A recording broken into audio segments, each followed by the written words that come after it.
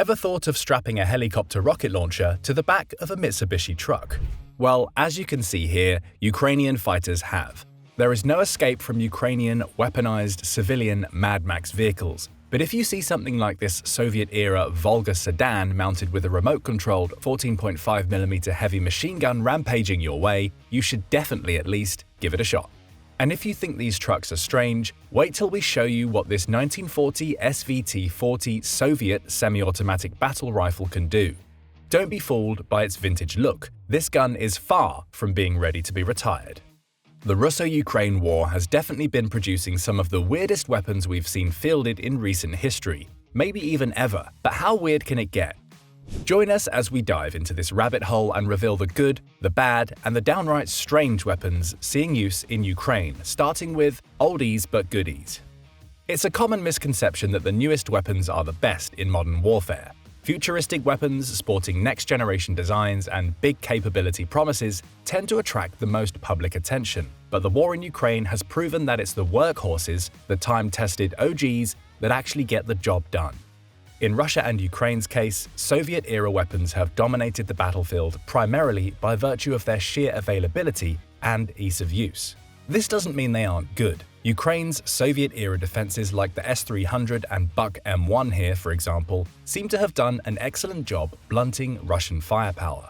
The AK-74 and all its variants, such as the AK-74M, are excellent infantry firearms. Ukraine's well-maintained and updated T-72 and T-64 tanks, designs now well over 50 years old, continue to hold their own against Russia's newer iterations, or at least what's left of them.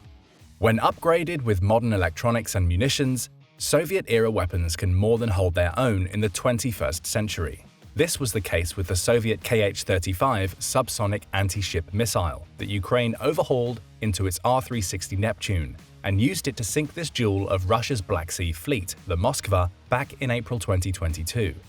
There are other examples of Soviet-era weapons being overhauled, upgraded, and flat-out MacGyvered into menacing new packages. Look no further than the trusty RPG-7, the famous Soviet shoulder-fired, muzzle-loaded rocket launcher that has seen service all over the world, for a prime example.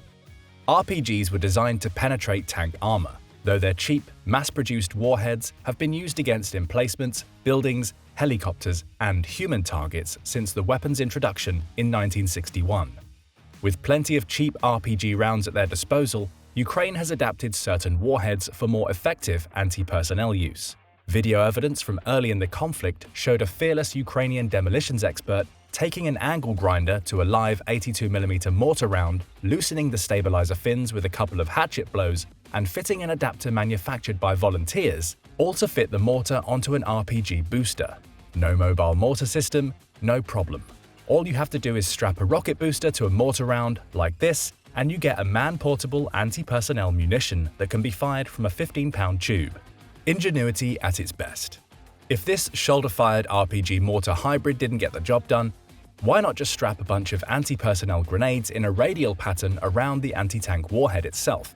Well, that was exactly the line of thinking for some Ukrainian frontline units hoping to add a bit more juice to their anti-infantry RPG lineup. Images of makeshift explosives surfaced online revealing just that, an RPG warhead with a half-dozen grenades fastened to it, a Frankenstein creation tailor-made for omnidirectional destruction. If the humble RPG is any indication, there are classics in use that are still very functional. And then there are classic throwbacks that are real head-scratchers.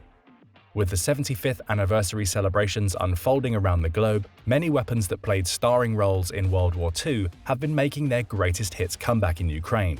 Here are some of the most notable sightings. The Mosin Nagant M1891-30 and its successor, the SVT-40. Back in the heady days of 1891, well over 100 years ago, Captain Sergei Mosin chambered a 7.62 by 54mm R cartridge into his finalized bolt-action assembly after a decade of experimentation, and pulled the trigger of a firearm that would ultimately become one of the most mass-produced military bolt-action rifles in history. 37 million Mosin rifles were built over the next 8 decades, as the rifle saw service in 42 separate conflicts, a remarkable testament to its durability, reliability, and versatility. As you might have guessed, the Russo-Ukrainian War is the latest conflict to feature the time-worn Mosin. Updated in 1930, long and carbine versions of the M1891-30 model, the self-same workhorse that helped deliver the Allied victory in the East during World War II, has been seen in service today with Ukrainian and Russian forces alike. Dating back to 2014, Ukrainian separatists in the Donbass regularly utilized the Mosin in sniper roles. Some were doled out to Russian conscripts from deep Soviet stocks after Putin's military mobilization last year.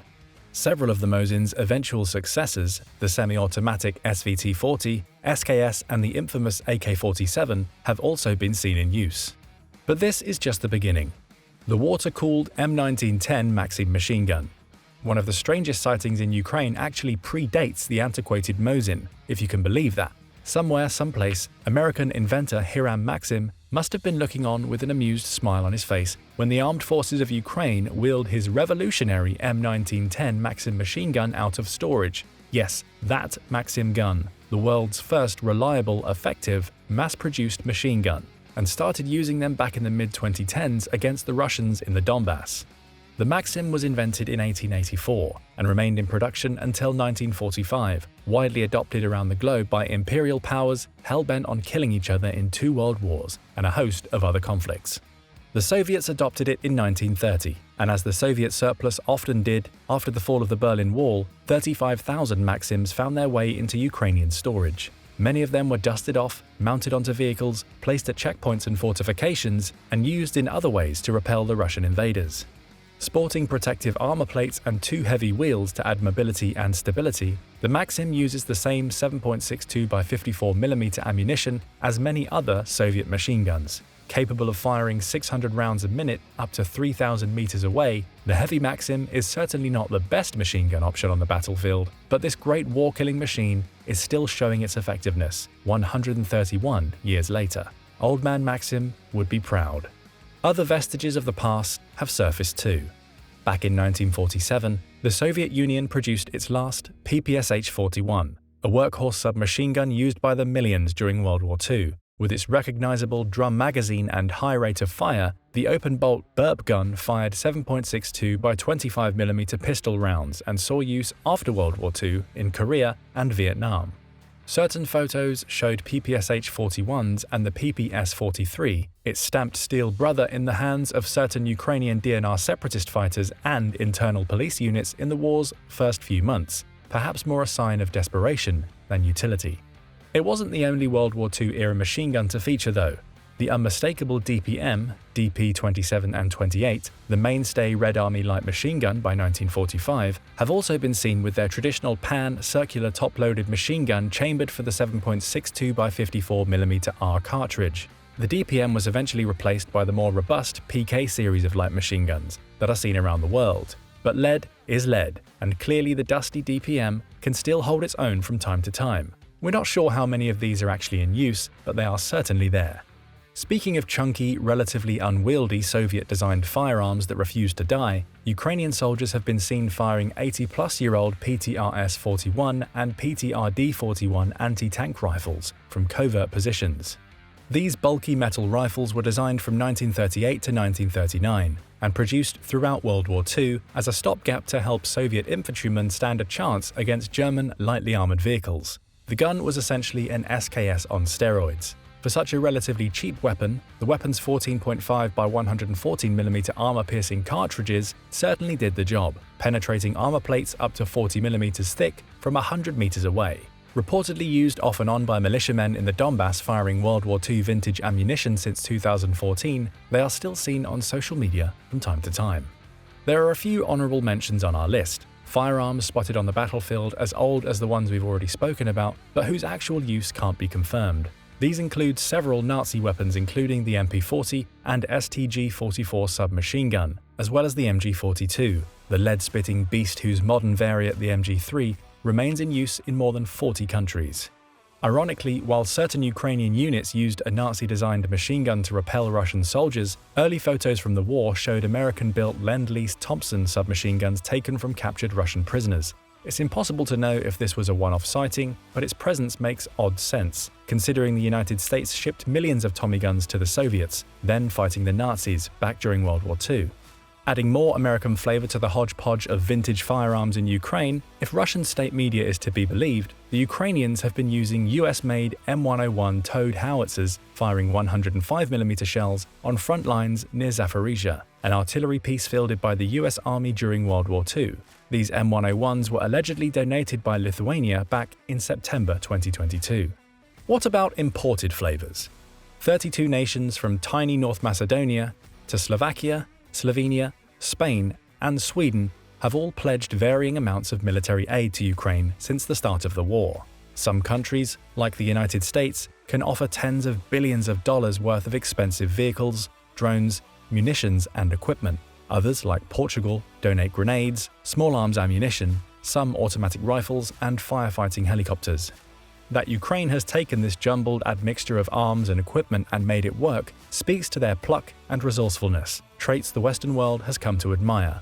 In this deluge of aid, a long list of modern small arms have flowed into the country. Ukraine is unique in the annals of military history in that respect, an independent country whose rapidly revitalized military operates with such a vast range of amalgamated systems and platforms.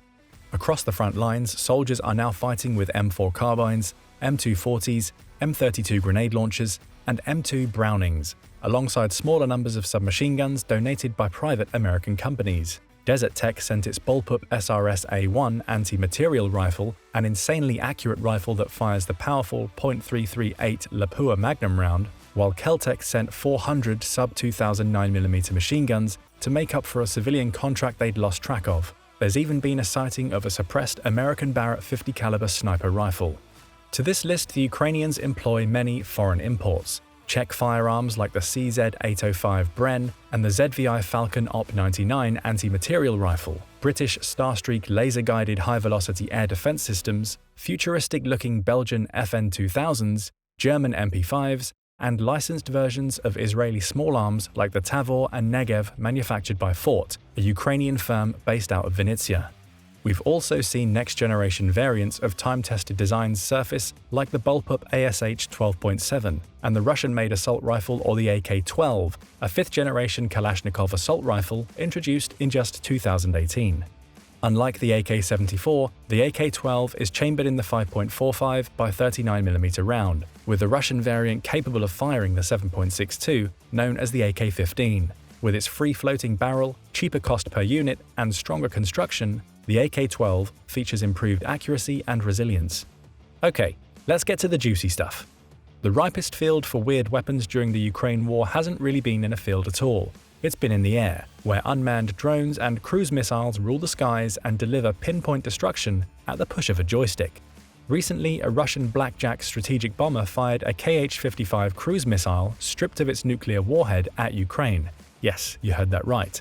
They fired a nuclear-capable cruise missile, albeit an older one designed in the 1980s, with weighted ballast in place of its nuclear warhead. But why? The Kh-55 cruise missile was first designed in the mid-1970s.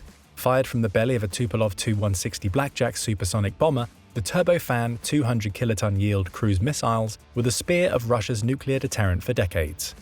It may seem strange, but firing an inert nuclear cruise missile makes some sense. Increasingly, as Ukrainian air defenses improve, Russia has seen less success bombarding civilian infrastructure. Cruise missiles are expensive, and Russia seems to be running out. Using older air-launched Kh-55 missiles plucked out of storage might be Russia's way of trying to overwhelm Ukraine's air defenses without wasting money on expensive missiles that get intercepted or miss their mark. Russia has tried to overwhelm Ukraine's air defenses in other ways too. Back in March 2022, Ukraine released photos of a partially destroyed mystery munition, resembling a dart released from an Iskander-M short-range ballistic missile. The strange devices were each a foot long, painted with an orange tail, and contained a heat source but no explosive warhead. The findings were puzzling. Experts believe the darts to be bomblets on part of some sort of cluster munition package. Later, they revised their thesis, arguing these dart-like munitions were some sort of penetration aid, a Cold War-era device used as a countermeasure to help primary ballistic missiles reach their target. The darts worked as decoys, like the Kh-55 cruise missile mentioned earlier.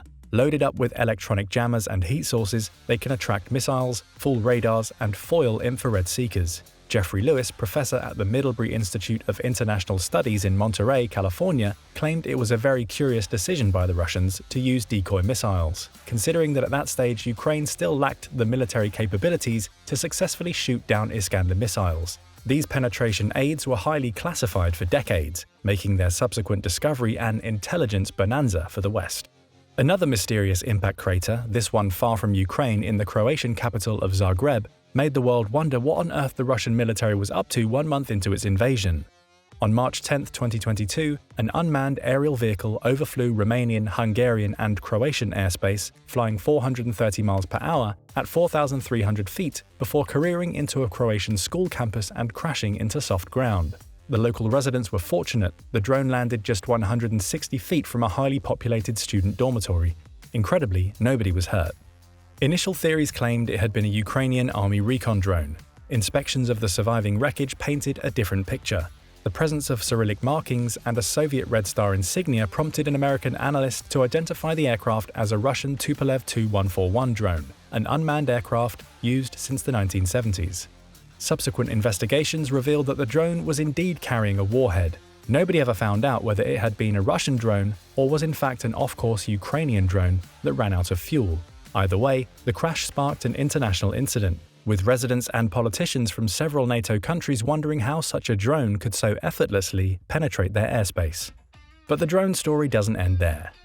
Russia has employed plenty of drones to observe and attack Ukrainian civilian and military targets. One of the most unique iterations has been the Zala KUB-BLA kamikaze drone, a short-range loitering munition manufactured by a subsidiary of the Kalashnikov company.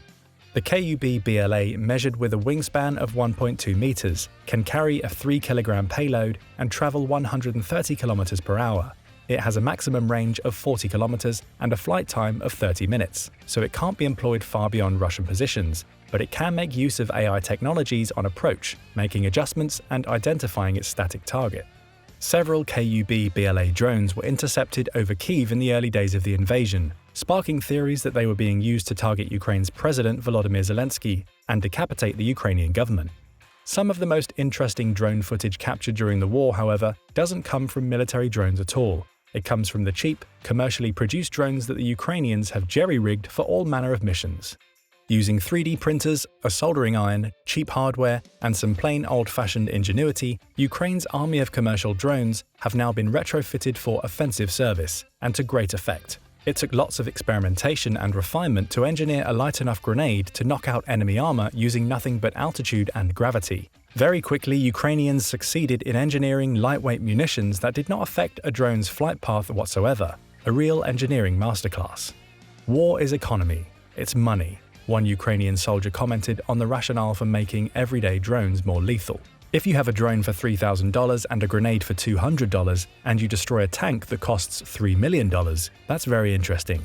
Interesting indeed. Makeshift air-delivered care packages have gone on to achieve global renown, both the deadly and the benign. Viral videos show deft Ukrainian drone operators conducting the wartime equivalent of a basketball trick shot, landing grenades in open tank hatches, underground air pipes, narrow trenches, and populated foxholes from hundreds of feet in the air. In other settings, drone modifications have been shown being used to transport small packages of sugar to frontline soldiers, and even most recently, to steal an enemy radio set from a dead Russian soldier that was subsequently used to listen in on enemy plans for several days. The Ukrainians have thanked their Russian enemy for their default Lend-Lease program. Abandoned and salvaged equipment, most of it virtually interchangeable with what they already carry into battle, provides an ongoing boon to Ukrainian military effectiveness. But not all strange and unique weapons are captured intact. While the Ukrainians will make use of the captured firearms and other weapons for a long time to come, vehicle debris recovered after a skirmish almost a year ago revealed a destroyed Russian prototype tank many believed to be one of a kind. Video footage from a March 17, 2022 clash showed the burnt-out remains of a completely unique tank, a T-80 UM2 Black Eagle. This particular Black Eagle was in bad shape. Like so many before and after it, its autoloader had taken a direct hit, which promptly exploded and blew its turret clean off. It was an interesting find. The T-80 UM2 was once part of a next-generation tank development project, codenamed Object 640, or Black Eagle. The first iteration of the main battle tank appeared in 1997.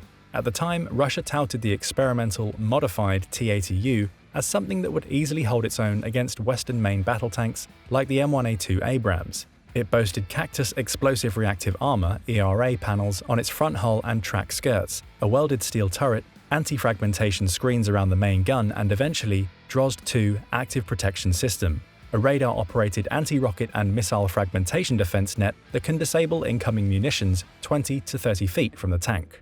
Unfortunately and predictably for Russia, the project never got off the ground.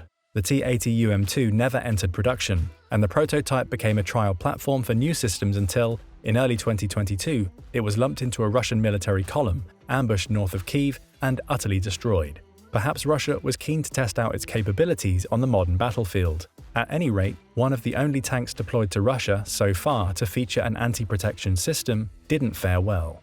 Remember that saying, desperate times call for desperate measures?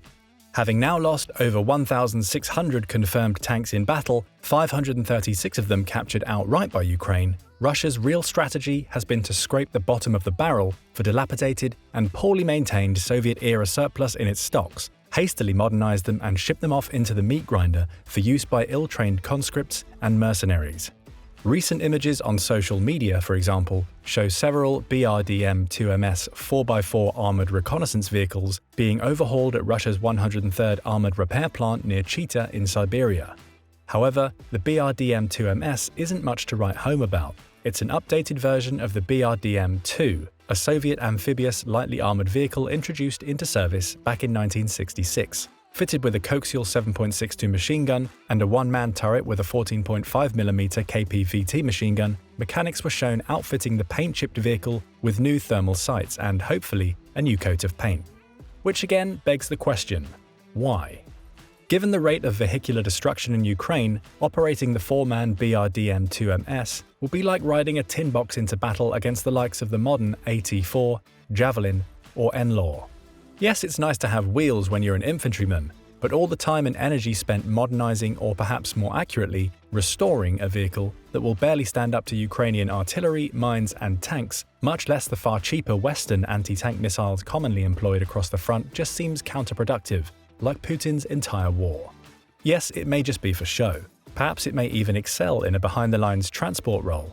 Nobody knows just how many BRDMs will see combat. But if they are deployed to the front, one Twitter user observed that Russia's upgrades are tantamount to having an 82 Honda and slapping a backup camera to it. They certainly won't protect their occupants.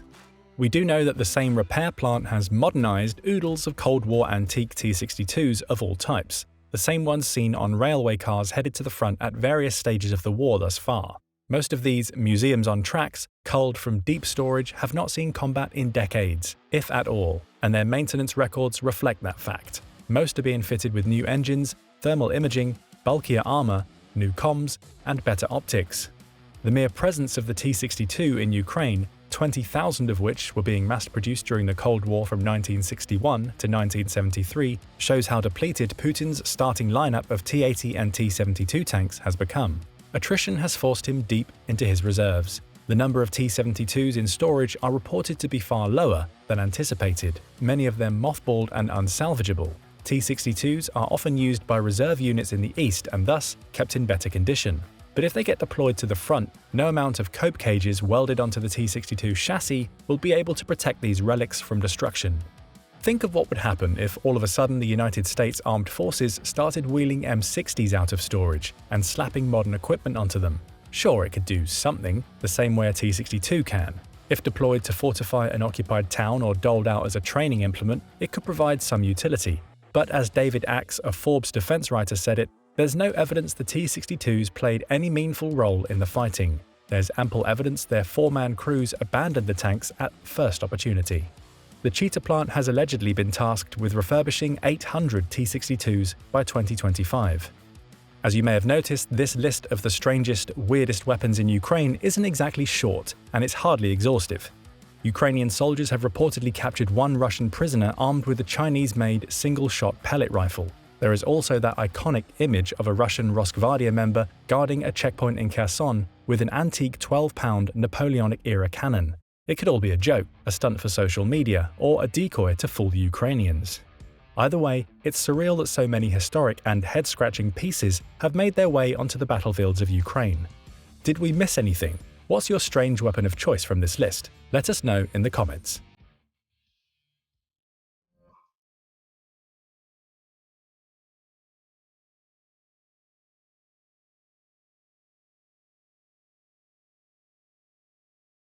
What does it take to fight off a superpower? When Russia invaded Ukraine in February 2022, many observers and analysts assumed the war would be over quickly. As Russian troops massed on the border, stormed into the country and laid siege to Kyiv, it seemed like only a matter of time until Vladimir Putin was in control of his smaller neighbor. But against the odds, Ukraine's armed forces defended their territory and began to win victory after victory. How did they do it? All year, social media has been filled with home videos of the many ways that soldiers and civilians alike have countered the bigger, better-equipped Russian military. One of these has been repurposing salvaged equipment from defeated Russian forces, old Soviet leftovers, and even abandoned civilian homes. This has long been a tactic of underdogs in war, but here's how Ukrainians have taken the practice to a whole new level. Since the beginning of the conflict, large amounts of machinery have been left behind, captured, or shipped into the country. Now, in scenes resembling the weaponized steampunk vehicles from the movie Mad Max, Ukrainian soldiers have turned a range of civilian cars, trucks, tractors, and dune buggies into fearsome tools of combat. Armed to the teeth, these quickly constructed weapons have been inflicting some serious damage on Russian troops all year long.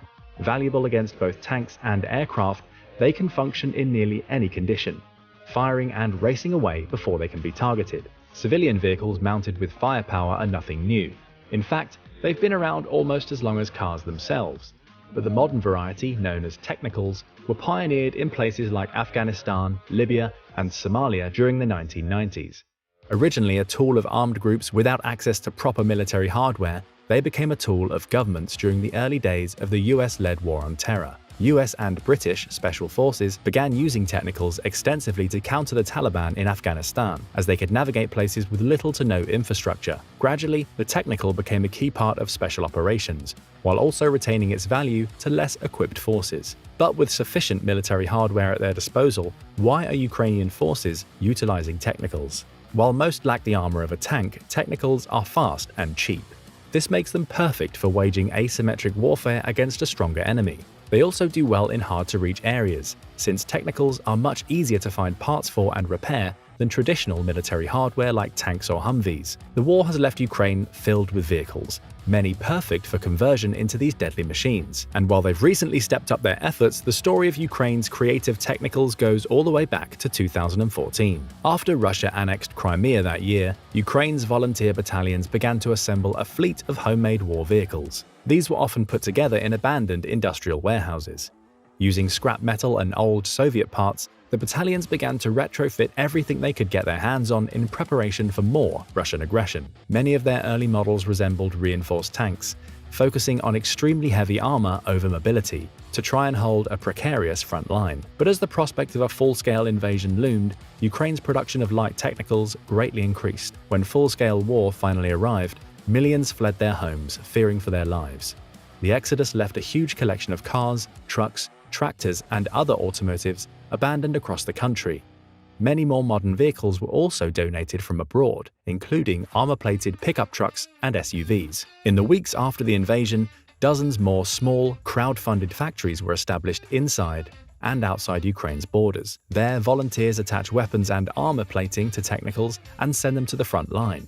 While it can slow the cars down, the extra layer of armor on a technical is crucial, as it can save those inside from shrapnel or other deadly hazards. Among the most successful of these retrofitting operations is Cars for Ukraine, run by Ivan Oleski, a 25-year-old esports analyst originally from Kherson. Started in March, his venture has created dozens of technicals from cars around Europe. They can purchase each truck for under $6,000 and quickly transform them into fearsome weapons of war. Each is also a statement of patriotic intent, painted with a Ukrainian flag and a now popular slogan from early in the war, "Russian warships, go f*** yourselves." But this is just one among dozens of operations, many of which are using extremely innovative designs for their technicals. While almost anything with wheels can be made into a technical, they have traditionally been constructed from light flatbeds and pickup trucks. Mitsubishi L200s are reportedly among the most desirable cars for technicals in the Ukraine, along with the Ford Ranger and Toyota Hilux models. All of these are known for their durability and easy handling. This is crucial for quickly escaping enemy fire and navigating areas with unpredictable terrain and weather conditions. Ukrainian technicals have also been seen sporting a massive range of weaponry, including machine guns, drones, and multi-rocket launch systems. Many of these were taken from defeated Russian forces. This has led to some eye-catching results all across the internet. A recent taunting video from Ukraine's defense ministry shows a Russian helicopter rocket launcher attached to the back of one such Mitsubishi truck. In another instance, a dilapidated Soviet-era Volga sedan was mounted with a remote-controlled 14.5mm heavy machine gun. While both the car and machine gun are dated, they have been integrated with the modern remote control system. Clever designs like this have helped Ukraine reduce its battlefield casualties, while inflicting substantial damage on the often unprepared Russian military. Another group of soldiers were filmed using an automatic Soviet 2B9 Vasilek 82mm mortar from the back of a farm truck. The Vasilek is usually based on a small, wheeled carriage and can rapidly fire armor-piercing shells with 75-gram warheads capable of penetrating 100mm of plating. While Soviet weapons like these are decades old, they can still dish out punishing firepower. This is especially true when mounted on a technical, giving the mortar far more versatility than the standard ground-based model. Others are more flashy, like this BMW technical, complete with a Ukrainian-themed paint job and truck-mounted machine gun. And it's not just domestic and Soviet-made weapons either. Western military support has also given Ukraine hundreds of powerful modern weapon systems like Stingers, howitzers, and Javelin anti-tank missiles. Ukrainian soldiers have been making the most of this new equipment. One unit has been using a flatbed technical to transport mobile anti-aircraft teams armed with Stingers. After spotting a target, the soldiers can be seen quickly dismounting, firing, and returning to the vehicle to make their getaway. Another creative unit applied the tactic to the ground, making their Peugeot truck into a mobile hunter-killer anti-tank platform using javelins. The key feature of all of these models is their ability to quickly escape, before Russian artillery can target them with retaliatory strikes. But it doesn't end there. Recently, it seems that Ukrainian technicals have also moved beyond regular civilian vehicles. Pictures and videos have emerged of soldiers using heavily armored dune buggies, painted in dark green camo and studded with weapons. Several of these vehicles were recently seen near the strategic city of Izium, complete with Stugna P anti-tank guided missiles attached to the roof. The Ukrainian-designed Stugna system has a range of over 3 miles, and its missiles can be remotely guided by console or laser-targeted manually. They can also carry many different types of warheads, including tandem-style rounds designed to break tank armor, high-explosive fragmentation, and even thermobaric payloads. The Stugna is usually fired from a tripod on the ground, requiring 2 to 4 soldiers to reload and move the unit, but mounting the anti-tank weapons on a technical gives them far more flexibility, allowing them to be used for hit-and-run missions. But Ukraine's ingenuity doesn't end there.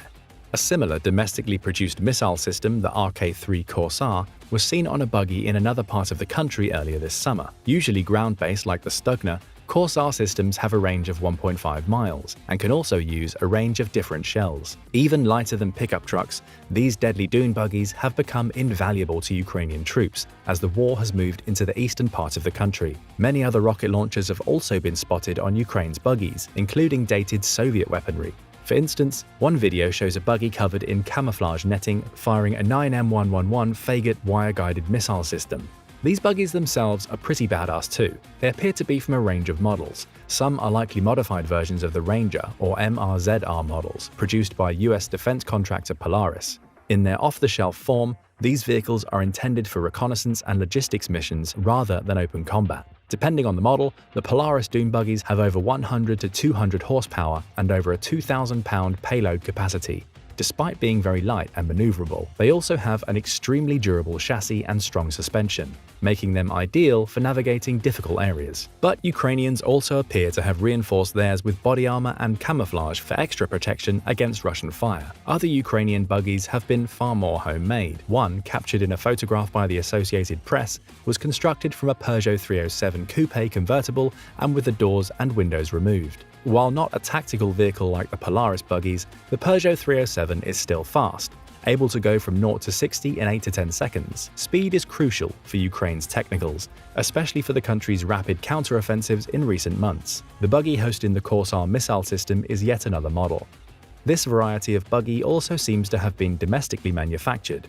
It has 2 seats in front and a cargo platform at the rear of the vehicle, fitted with a tripod and optics for the Corsair missile system.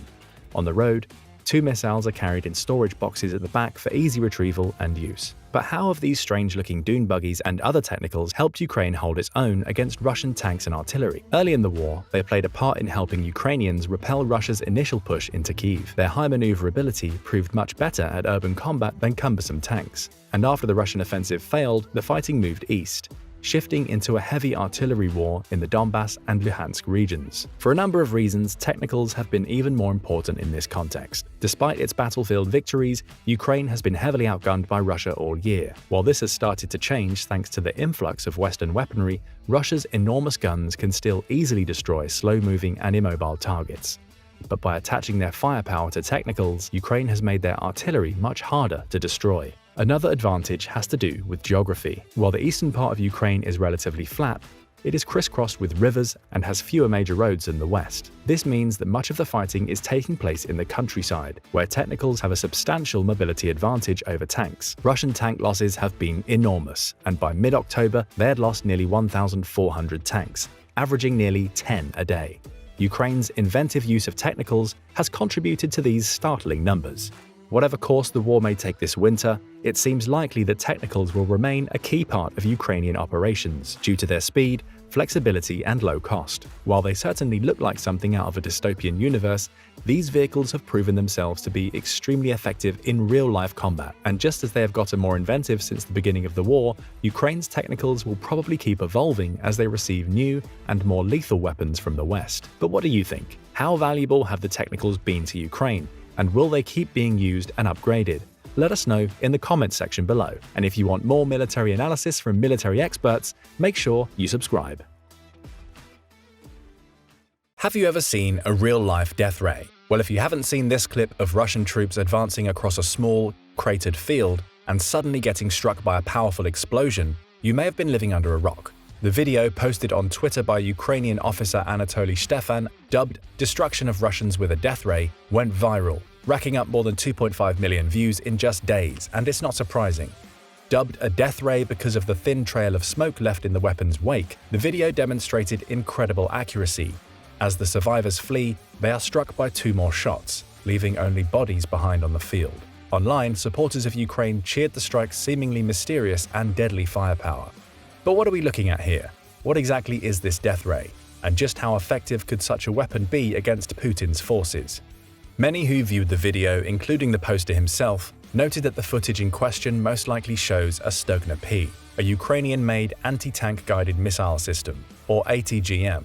Military expert David Hamberling recently told Newsweek that he in fact believes this weapon to be a Stugna missile, which is often identifiable by its odd-looking smoke trail and, trust us, it's not referred to as a death ray for nothing. Ukraine's Stugna P missiles were first developed in the 1980s and 90s as a way to boost domestic defense capabilities and have since become a prominent weapon in the Ukrainian military arsenal. In 2021, Ukraine was in possession of over 7,000 Stugnas, with many more in production. While a version of the system called the Skiff has also been exported to Turkey and Saudi Arabia, Putin's increasing hostilities created an urgent need for more weapons in Ukraine. As a result, many of the Skiffs being produced for foreign customers were diverted back to Ukraine, leading to videos of Stugnas with Arabic characters being used against Russian forces. These missiles are notable and desirable for their versatility, accuracy, and effectiveness against modern armor. This combination of factors, while not exactly a death ray, makes the Stugna P one of the most valuable assets in Ukraine's recent efforts to defend itself against Russian aggression. The Stugna P was developed by the Ukrainian state-owned enterprise Luch Design Bureau, which has a long history of designing and producing high-tech military equipment. The Stugna missile was originally designed to fill the gap in the Ukrainian military's capability to destroy heavily armored targets, such as tanks and fortifications, from a safe distance. The Stugna P missile and launcher weigh over 60 pounds, 27.2 kilos each, and the system usually uses a 17.5, 8 kilo tandem warhead that can penetrate the armor of even the most advanced tanks. Additionally, Its guidance system uses a semi-automatic command-to-line of sight (SACLOS) method, which allows the operator to guide the missile to its target using a sight or other sighting device. This remote piloting is a rather unusual feature for a small-sized ATGM like the Stugna. The operator can be up to 50 meters away from the missile, watching the target via remote video link. This video feed is often captured on soldiers' cell phones. One reason why social media is filled with footage of odd-looking strikes like the death ray. The ability to be operated remotely also means that soldiers using Stugna missiles are more difficult to retaliate against, which has helped reduce Ukrainian casualties. But that's not even the beginning of how all-around badass this weapon is. While it is heavier and slightly less powerful than the American Stinger or British Javelin missiles, the Stugna P can be launched from a variety of platforms, including by infantry soldiers, light vehicles, and helicopters. This versatility has made it an extremely valuable asset for the Ukrainian military, since it can be used in a wide range of scenarios and environments. Early in the war, many of the Stugnas were deployed in urban areas, destroying scores of Russian tanks on the roads to Kyiv. With the war's new focus in eastern Ukraine, Stugna missiles have proven valuable in rural off-road settings. This is partly because the missile is also highly effective against other types of armored targets, such as armored personnel carriers and infantry fighting vehicles, which Russia has relied on to supply its invasion force. Some Ukrainian troops have even adapted the Stugna missile system to be extra portable by mounting it on the back of fast-moving civilian vehicles or transporting mobile hunter-killer teams, consisting of several soldiers who can rapidly fire their missiles and then retreat before they can be targeted by enemy artillery or drones. The Stugna system consists of a lightweight launch tube and a missile that is fitted with a high-explosive anti-tank or HEAT warhead. The HEAT warhead is a tandem round, actually consisting of two parts, a precursor charge and a main charge. The precursor charge is designed to penetrate the outer layer of armor on the target, and the main charge is then detonated to cause significant damage to the target's internal structure. Inside the warhead, the second charge is next to a hollow, metal-lined cone. Upon detonation, the explosive blasts the metal into a narrow, high-speed projectile capable of piercing even the heaviest defenses up to 800 mm. The tandem warhead design is therefore highly effective against almost any modern armor, including reactive armor and composite armor, which are designed specifically to protect against ATGMs. The Stugna P's launch tube is also equipped with a sighting system that allows the operator to accurately engage targets at ranges of up to 3,000 meters. The sighting system incorporates a thermal imaging capability, which provides the operator with the ability to detect and engage targets in low-light and no-light conditions. This has again proven extremely valuable in parts of the eastern Ukraine, where infrastructure and electricity have been knocked out, allowing Ukrainian troops to continue their hit-and-run tactics against Russian artillery and tanks at night. Still not convinced that the Stugna P is one of the fiercest missiles ever invented? No problem, there's more. In addition to its destructive capabilities, the Stugna P has also been praised for its high level of reliability and accuracy. The missile's guidance system is designed to be extremely resistant to electronic countermeasures and jamming, and its relatively compact size and lightweight design don't hinder its accuracy in striking moving targets. Furthermore, the Stugna P's range makes the airborne missile a difficult target for enemy forces to pinpoint, even though the missile is relatively slow-moving compared to some other ATGMs. Its range has made it one of the most effective countermeasures to Russian tanks, by allowing Ukraine to devastate them from hidden off-road positions. Weapon systems like the Stugna are therefore a major reason why Russia has lost more than 1,000 individual tanks since the beginning of the 2022 invasion. In addition to the missile's own targeting capabilities, Ukrainian troops have also showcased uncanny human-guided accuracy in videos like that of the death ray. As one Twitter user replied to the post, "Whoever landed those 3 shots is, without a doubt, the best ATGM operator on Earth. He's practically sniping with it." The Stugna system is highly effective against a range of non-vehicle targets, including fortifications, buildings, and other structures with tactical importance. And as shown in the video, the system can also be used to engage soft targets such as personnel and unarmored vehicles, by swapping out the heat rounds for a high-explosive fragmentation-type warhead. This interchangeability is one of the key reasons why the Stugna P system is a highly versatile and modular weapon, one that can be used to engage a wide range of targets in a variety of scenarios. In recent years, the Stugna P has become an increasingly important part of Ukraine's military strategy, as the country has faced more and more aggression from Russia. Despite Western material support, the phase of the war which began with the 2022 invasion has placed a great deal of strain on the Ukrainian military's capabilities, and the Stugna P has proven to be one of the most valuable assets in the defense of Ukrainian territory.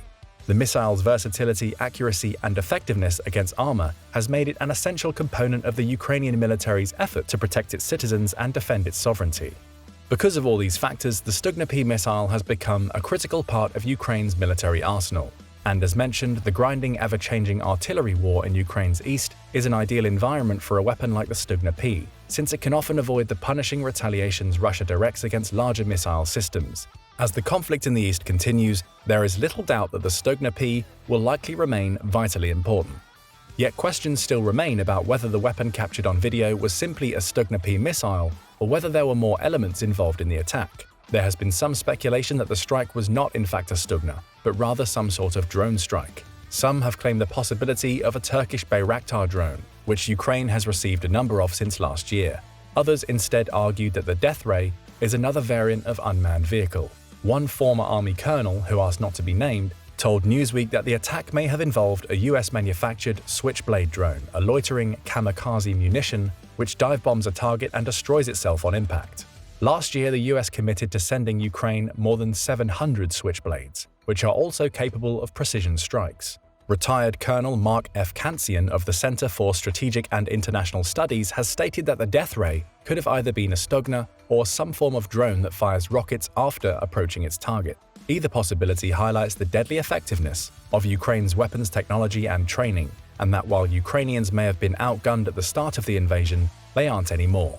Whatever the Death Ray may be, videos like this one make it clear that the future of the war in Ukraine will almost certainly revolve around the strategic use of technology. But let us know what you think. Was the video of a Stugna missile, drone, or something else entirely? And just how much has technology leveled the odds? Give us your thoughts in the comments section below, and don't forget to like and subscribe for more expert military analysis.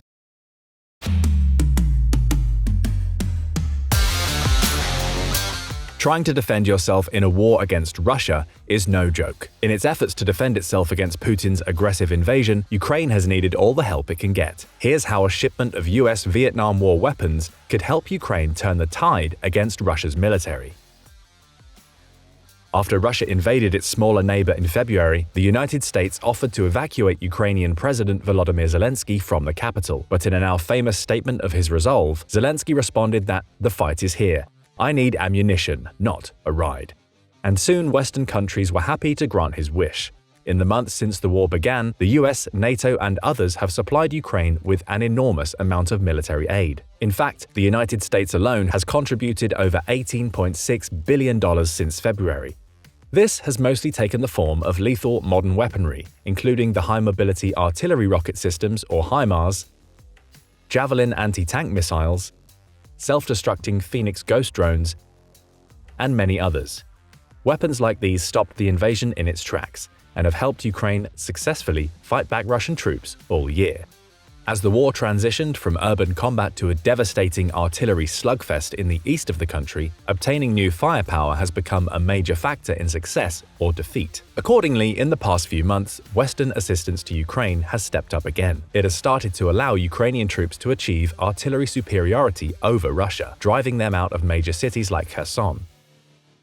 Ukraine is now firing as many artillery shells as Russia, while satellite-guided targeting is making their strikes longer range and more precise. But modern weaponry isn't the only technology making an appearance on the battlefield. Recently, the US has once again expanded its security assistance to Ukraine. In addition to contemporary weapons, they have made plans to supply Ukraine with upgraded armaments from the era of the Vietnam War. Other NATO countries are expected to follow suit, potentially supplying Ukrainians with a major new source of firepower. While many consider them more fit for a museum, these older weapon systems could still be lethal. They could even help Ukraine counter some of Russia's biggest new threats. But what exactly are these weapons, and how much of an edge will they give Ukraine in the coming months? The main piece of Vietnam-era military hardware currently being delivered to Ukraine are MIM-23 Hawk missile systems. Developed by Raytheon from 1952 onwards, Hawk stands for Homing All the Way Killer, a nod to the missile's guided targeting. A medium to long-range surface-to-air missile, the Hawk was first put into service in 1959. In those days, the US was increasing its involvement in Vietnam, where the Hawk was used extensively. Designed as a more mobile counterpart to the even older MIM-14 Nike Hercules missile, the Hawk emphasized portability over range and altitude. Full of complex components, the original system was also notoriously unreliable and prone to breakdowns. It had a kill-shot probability of just over 50% and an average time of only 43 hours between repairs. Because of this, the US military spent decades updating the Hawk missiles, partially through the addition of a semi-active radar homing guidance system. This radar upgrade vastly improved the Hawk's accuracy, and the new model, known as the Improved Hawk or iHawk, entered service in 1971. Over the next 20 years, the iHawk continued to be upgraded with the addition of electronic jamming measures and new warheads for use against short-range targets. These chances increased the iHawk's kill-shot percentage to over 85%, making it into a potent weapon. The models being sent to Ukraine are slightly older, but can intercept aerial targets 45 to 50 kilometers, 28 to 31 miles away, at an altitude of 65,000 feet, 20,000 meters. Using solid fuel propellant, the Hawks can reach a maximum speed of Mach 2.4. Each missile is roughly 1,300 pounds, 600 kilograms, and 17 feet, 5.2 meters, in length, with a 119-pound fragmentation warhead that can deal some serious damage. Hawk missiles are definitely outdated. They were retired by the US Marine Corps in 2002 and replaced by the more powerful Patriot system even earlier. The US has so far refused to send Patriot missiles to Ukraine, since doing so would require US soldiers on the ground to operate. Even so, Hawks are a serious upgrade to the Stinger missiles Ukraine has been given so far. While Stingers can be carried by a single soldier, they have far less range and destructive power. In contrast, Hawk missiles are better known for shooting down higher-altitude Russian fighter jets. They can also more effectively counter the Iranian-made Shahed kamikaze drones, which Russia has been using to wreak havoc on Ukraine's cities. The main advantage of the Shahed drones is that they are cheap and numerous. Russia has reportedly ordered over 2,400 of them from Iran. The drones are fired in groups, so even if most are shot down, a few can usually get through to dive bomb their unlucky target. Considering Ukraine only has so many surface-to-air missiles, there is a high chance that this keeps happening. And since each Shahed drone costs only $20,000, it's a waste to destroy them with powerful air defenses like the long-range NASAMS missiles, which can cost over $1.2 million per shot. But Hawk missiles could be the perfect solution for countering the threat from kamikaze drones. While not nearly as cheap as Shahed drones, their age does make them inexpensive for missiles, at roughly $250,000 each. And while the US hasn't disclosed how many Hawk missiles it currently has or is sending to Ukraine, there are probably a lot of them. At the peak of their production in the 1980s, the US had over 27,000 Hawk missiles in its inventory. While most of these are less advanced than the later models, they could provide a real boost to Ukrainian firepower. There's just one hitch in this plan: the Hawk launchers. The missiles are transported and fired from rolling M192 launchers, which can be wheeled along the ground with 3 Hawk missiles mounted on the back. The issue? The US might not have any in working condition. Because of their extended time in storage, an American official told Reuters that the country's Hawk launchers are in disrepair. However, one partial solution to this has come from an unlikely source: Spain. The European country announced that it would send 4 of its own Hawk launchers to the Ukraine, to be paired with the refurbished US missiles. Ukraine may also create some homemade solutions, as they've successfully adapted lots of other old-school military technology.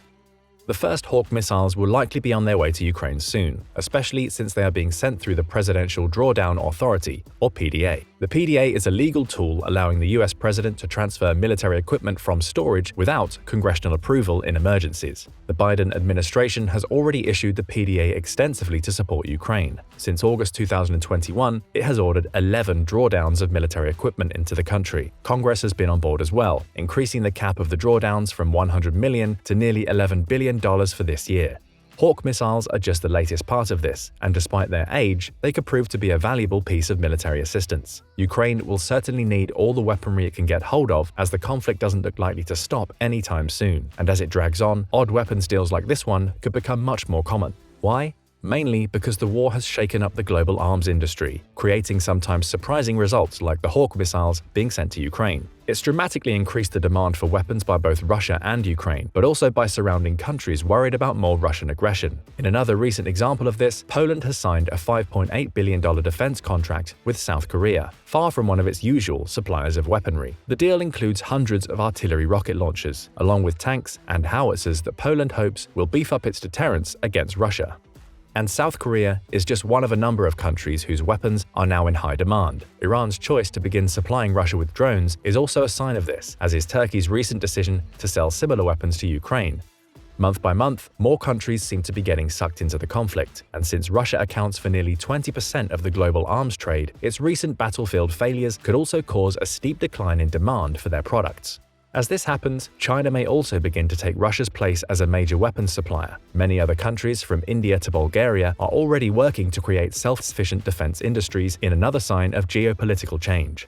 Just like the Hawk missiles heading to Ukraine, these unusual decisions are all a product of the massive disruptions caused by 9 months of war in Europe. And as weapons continue to flood into the country, more unexpected changes will probably keep coming.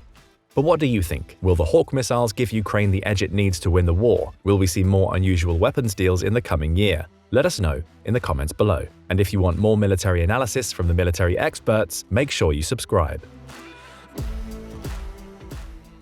Putin is terrified of F-16s in Ukraine, and he should be. Since basically the beginning of the Russian invasion, Ukraine has been pleading with its Western supporters for advanced fighter jets. For most of the war, the US has been staunchly opposed to giving Ukraine these systems, as they could allow for strikes far behind Russian lines, escalating the conflict. But now officials in Kyiv might be finally getting their wish, in the form of US-made F-16s set to be delivered later this year.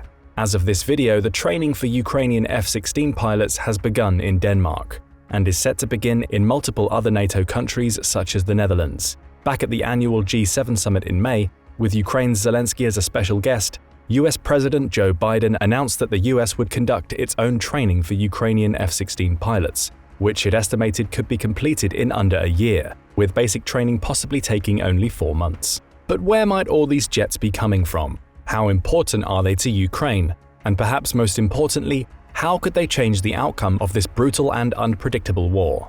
Let's start with the question of where exactly the F-16s might be coming from. There are more than 2,200 F-16s around the world, making it the most popular combat aircraft in use today. But the most likely candidates seem to be jets recently retired by the Netherlands, Denmark, and Norway. These would likely be the F-16 AM/BM models, which were originally acquired in the 1980s and upgraded in the 1990s. All of these would therefore be aging aircraft with high mileage and old radar systems. But even with these drawbacks, the jet's software allows them to use some of the most modern and deadly weapons in the NATO arsenal, including the AIM-120 air-to-air missiles and stealthy long-range joint air-to-surface standoff missiles, or JASSMs. Reports suggest that the Netherlands in particular was closely involved in the effort to get Washington to approve the F-16 training, helping convince Biden of their need in Ukraine. Interestingly, however, the F-16s aren't coming from the US at all.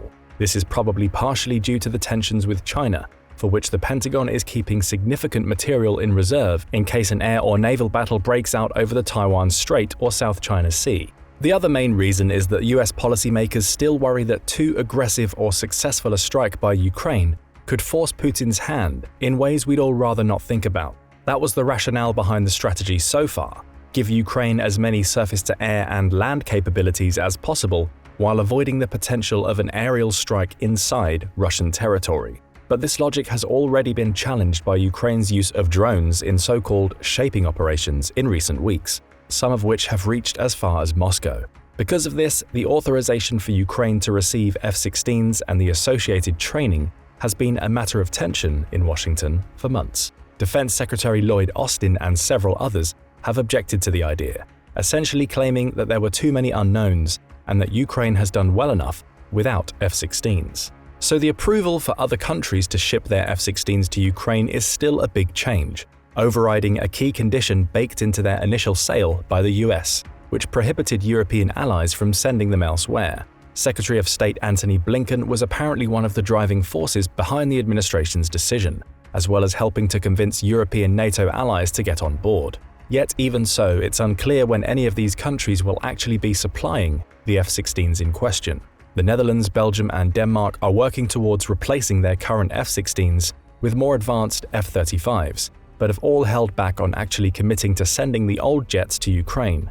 Similarly, the UK has offered to provide flight training, but doesn't actually operate any F-16s itself. While this may start to change once the training is complete, There's currently a lot of hesitation from the West about pushing Putin just a little too far and ending up in some sort of nuclear standoff. Some countries like Belgium also worry about diminishing their own capabilities. Not that Belgium is a likely candidate to be invaded by anyone. Others, like Denmark, have stated that they will reconsider sending F-16s if others are also doing so, but that they won't go it alone. The Netherlands and Norway appear to be similarly torn, while other countries with F-16s not in the process of being phased out are much less likely to join in. In a nutshell, at the moment it's pretty clear that even those countries which have declared support for Ukraine's push for jets either can't or aren't willing to provide significant numbers of them in the short to medium term. Once Ukraine actually gets the aircraft, there's another set of problems it needs to deal with. Specifically, they must be able to operate, maintain, and sustain the F-16s, which is not the easiest task. For instance, a March 2023 study by the Congressional Research Service identified several crucial conditions necessary to successfully field the jets. The biggest concerns it identified concern the supply chain. This means acquiring sufficient spare parts, allocating funding for operations and support, implementing a maintenance inventory system, training maintainers, and acquiring an ongoing supply of weapons with which to arm their F-16s. These tasks are difficult enough for countries in peacetime, with previous experience and a wide base of technical knowledge. For Ukraine, they are likely to be even trickier. Of course, if the course of the war so far is anything to judge by, Ukrainians will continue to figure out inventive solutions to logistical issues facing their military. Russians, on the other hand, have no hope of obtaining advanced fighter jets and are stuck using obsolete human wave tactics while trying to avoid kicking off a civil war in their own country. But even accounting for the staggering incompetence of the Russian military, Ukraine certainly still faces some hurdles obtaining and operating even used F-16s. If they take to the skies without plans to support these aircraft, they will break down quickly and most likely become expensive stationary targets for Russian air-to-surface missiles. This is especially true for the F-16, which can require some 18 hours of maintenance for every hour of flight time. Basically, if they do things right and don't rush it, there's a strong possibility that Ukraine won't even be using the F-16s until the end of 2023. This also suggests that many defense experts believe the war will continue for quite some time, despite the incompetence of the Russian armed forces and short mutiny of the Wagner Group PMC. By greenlighting the transfer of the F-16s, the US is essentially admitting that the war will not stop anytime soon, and that Ukraine will need continual upgrades to its firepower in a long-term war of attrition. If Ukraine can get a handle on the jet's supply and maintenance, that's when the training will really start to become important. Like any complex weapon system, the F-16 was designed to fill a particular set of roles in an existing military structure and support certain doctrines of modern warfare. To get the most out of them, the Ukrainians will need to adopt more of the practices and techniques which the plane's design caters to. Fundamentally, the F-16 was designed to help the US Air Force beat the Russian Air Force in aerial combat. Logic follows that the more the Ukrainians can fly them like the US Air Force would, the better the results will be. Of course, other NATO countries have adopted similar practices, but most of these are also quite different from the ways Ukraine has been fielding their existing fighter jets. For one thing, the F-16 was essentially designed to be a lightweight, multi-role fighter capable of doing many different missions well, but not to be the best at any of them. F-16s were definitely not intended to be operated from improvised airfields as Ukraine has been doing with many of its current aircraft. They can be especially susceptible to getting debris caught in their engines, a great way to crash before ever engaging in combat. This brings up the issue of where Ukraine would put the 200 F-16s it's asking for. Rand Corporation analysts John Hone and William Courtney recently assessed that F-16s do best on long, pristine runways. They could face difficulties on the rougher, former Soviet ones dispersed across Ukraine. To bring in Western aircraft, Ukraine might need to repave and potentially extend a number of runways, a process which Russia would likely detect. If only a few airfields were suitable and in known locations, focused Russian attacks could impede Ukrainian F-16s from flying. This is mostly because, idiotic and unprepared as most of Russia's military might be, they still have access to some pretty advanced technology. This is especially true when it comes to air-to-air combat.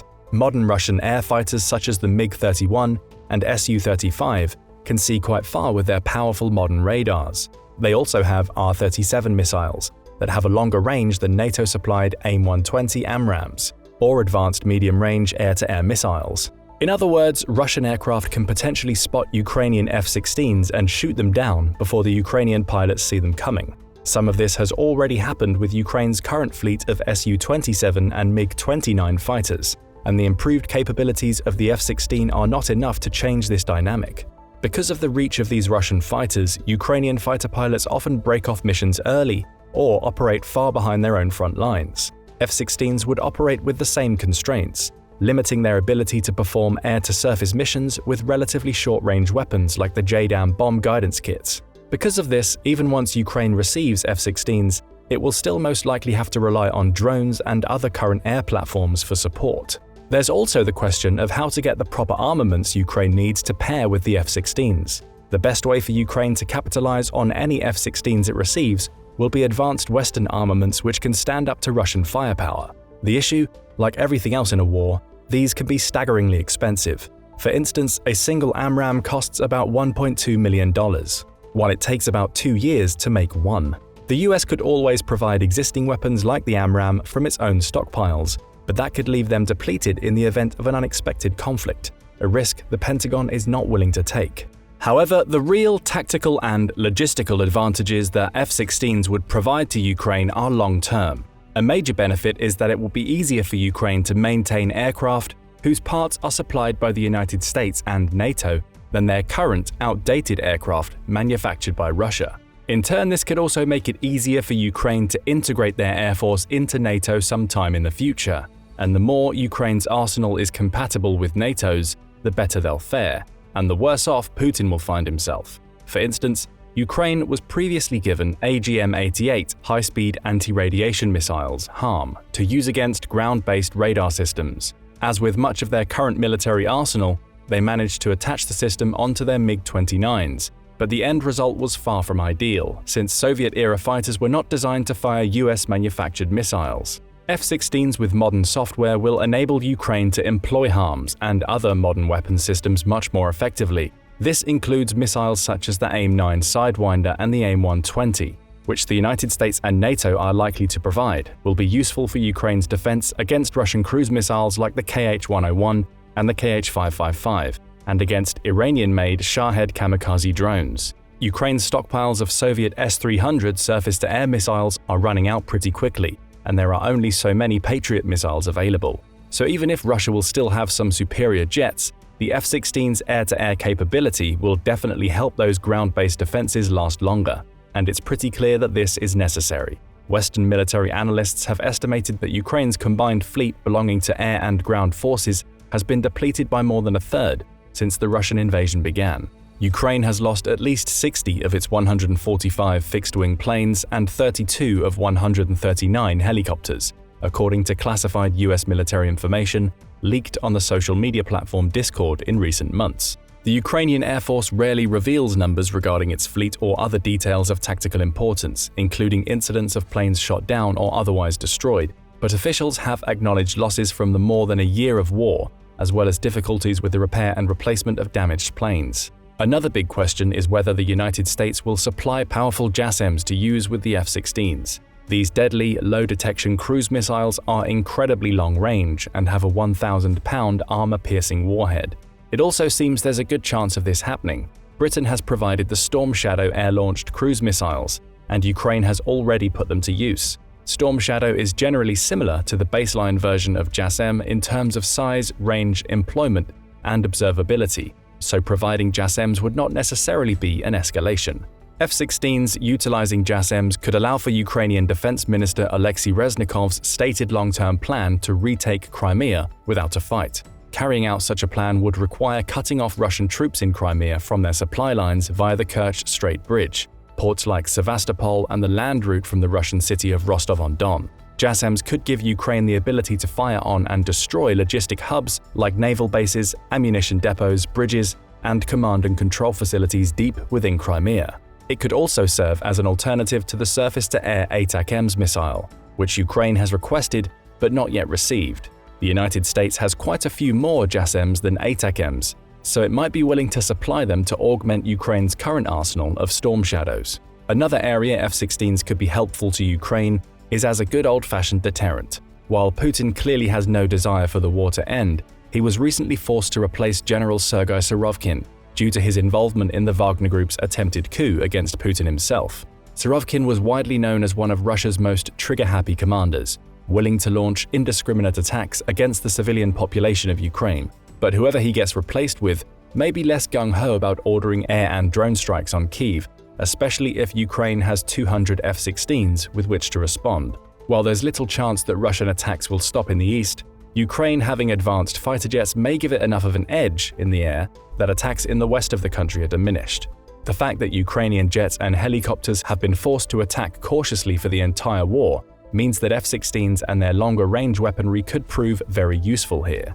Ukrainian pilots have developed a tactic of flying low, unleashing unguided rockets from Ukrainian territory, then immediately backing away to avoid anti-aircraft fire.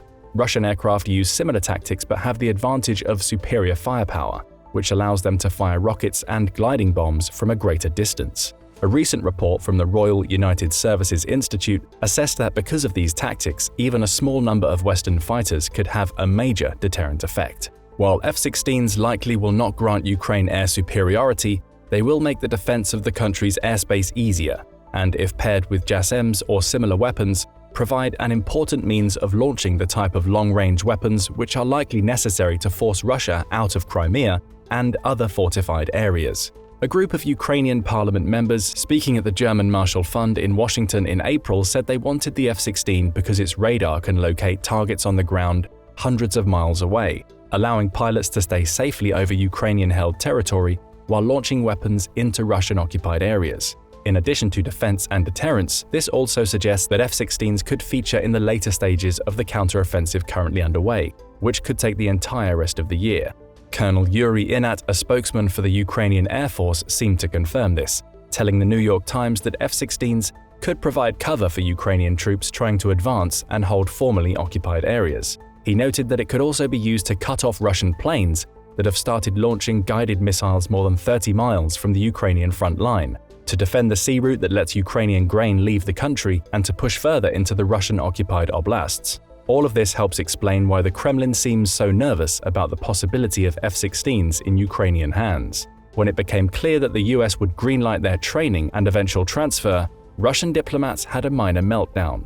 First, Deputy Foreign Minister Sergei Rybakov said any transfer of the US jets to Ukraine would be pointless, since Russia's capabilities are more than enough to end the special military operation whenever they want. Now, by this point, we probably don't need to tell you that that's pure BS. When that was pointed out, Russian Ambassador to the United States, Anatoly Antonov, went on to claim that even if the F-16s were transferred, they couldn't possibly be effective, since Ukraine lacks the proper infrastructure, pilots, and maintenance personnel. While this is slightly more true, given the country's incredible adaptability so far, there's no reason to think that Ukraine can't make F-16s work, given the right amount of time and training. The Kremlin knows this, and it seems to be making their threats increasingly desperate.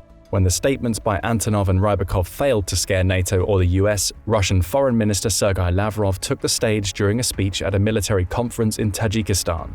He claimed that we must keep in mind that one of the modifications of the F-16 can accommodate nuclear weapons. If they do not understand this, then they are worthless as military strategists and planners. This is obviously pretty ironic considering Russia's continual failures in military planning for the last year, but also shows a deep-seated worry from top officials. They likely don't think that the US would ever give Ukraine nuclear warheads, but know that even if F-16s do not change the battle space in the short term, they will bring Ukraine closer to the West and increase the country's military resilience. The West's response to these threats was also summed up pretty well in the reply to Lavrov by Pentagon spokesperson John Kirby that, if you're worried about Ukrainian military capabilities, then you should take your troops and leave Ukraine. This back and forth over F-16s highlights a larger trend in the war, that Ukraine's warfighting increasingly looks like that of the West, rather than a former Soviet satellite state. Because Russia failed so badly to understand the depth of Ukrainian resolve, every step Putin and his cronies take pushes Ukraine towards NATO, the EU, and the US. By the end of the war, whenever that might come, Ukraine will have extremely close military, economic, and political ties to Europe and America. The F-16s are just the latest part of this broader shift, but the fact that their transfer has been approved is another sign that the Ukraine of 2021 is not the same as the one we see today. War has transformed the country into a major regional military power, with advanced equipment and some of Europe's most battle-hardened troops. Even though Putin somehow hasn't learned his lesson yet, there's no doubt that Ukraine will play a major role in the future of European security. But what do you think? What does the transfer of F-16s to Ukraine mean for the future of the conflict? And will it be enough to overcome Russia's military? Let us know in the comments below, and don't forget to subscribe for more military content and analysis. Putin has been targeting Ukrainian cities and its civilians since the beginning of the Russo-Ukrainian war, and recently it's gotten worse. President Volodymyr Zelensky has been upgrading Ukraine's air defense system as quickly and efficiently as possible. But here's the problem. Air defense is super expensive and supply of ammunition is limited. Thankfully, Ukraine's Western allies are on it. Germany recently announced it would be resupplying Ukraine with 45 Gepard or Cheetah anti-aircraft tanks by the end of the year to aid in its defensive struggle against Putin. These tanks are designed to destroy low-flying targets and are much cheaper to operate than other air defense systems like the US-made Patriot. Will they be able to protect Ukraine's critical infrastructure and civilian targets from Putin's missiles and drones? Ever wondered why Putin is targeting civilians in the first place? Here's the thing. In parallel with Ukraine's growing battlefield dominance, Russia has had a more difficult time attacking Ukrainian military units. One of the few ways that Putin has chosen to fight back has been to launch massive and continual waves of missile and drone attacks at Ukrainian cities. It cannot be understated how villainous these attacks have been. According to the United Nations High Commissioner for Human Rights, OHCHR, estimates, over 9,000 Ukrainian civilians have been killed as of June 2023, and more than 15,000 wounded from these and other Russian attacks. Those numbers, though tragic, are dwarfed by Ukraine's own estimates. They say that the civilian death toll in the invasion so far is closer to 100,000 killed, more than 10 times the official number released by the United Nations. For their part, the UN has admitted that the real numbers of civilian casualties will undoubtedly be higher than what they can confirm. Many of these deaths have come from the thousands of missiles and drones that Russia has used to target Ukrainian civilian targets, both infrastructure such as elements of their electrical grid, as well as apartment buildings, hospitals, shopping areas, and schools. As of early July 2023, Brigadier General Oleksiy Romov, Deputy Chief of the General Staff of Ukraine, reported that close to 5,000 missiles have been fired at Ukraine, with almost 3,500 of those strikes carried out on populated areas. To be able to defend themselves from such attacks, Ukraine has received some of the best Western-made surface-to-air missile systems, including at least 2 batteries of the very capable US-built Patriot missile systems, which have helped protect Ukraine's capital Kyiv from advanced Russian ballistic missiles. A third battery has been promised by the Netherlands, but its arrival is not expected until later in 2023. The challenge of using the Patriot system is in reserving its expensive missiles to shoot down the more advanced and harder-to-target Russian missiles. Ukraine can't use their Patriot batteries to shoot down every missile and drone that Russia launches, and Russia has been relying more and more on the much cheaper Iranian-made Shahed 136 drone, which costs a fraction of the $4 million per missile that a Patriot battery fires. Estimates are that the Shahed 136 drones currently being deployed by Russia cost as little as $20,000 to make. Even using other surface-to-air missiles like Ukraine's Soviet-era S-300 SAM systems and fighter-launched interceptor missiles can cost Ukraine between $140,000 and $500,000 per launch. In just one night, July 7, 2023, Russia launched 18 Shahed drones from the city of Primorsk-Akhtarsk in the region of Krasnodar Krai. Ukrainian defenses managed to destroy 12 of the drones, but 6 still got through. Because of the vast numbers and lower costs of some of Russia's attacking drones, Ukraine has had to make use of less expensive systems to shoot down these attackers. One of the best responses to these attacks has been the use of an overlooked piece of military hardware, one that's been discontinued by its original manufacturer as being too out of date for the fast-paced environment of modern warfare, but which has still made a huge impact on the Ukrainian battlefield, and has been responsible for saving hundreds, if not thousands of lives, the 1960s-era Gepard self-propelled anti-aircraft system from Germany. Let's take a look at why this Cold War-era piece of military hardware was and still is a total badass. Here's how it started. Anticipating a possible war between NATO and the Soviet Union, Germany began development of the Gepard, the German word for cheetah, in the late 1960s based on the hull of the Leopard 1 main battle tank. The initial design requirements were for a mobile anti-aircraft system to counter low-flying Soviet fighter bombers.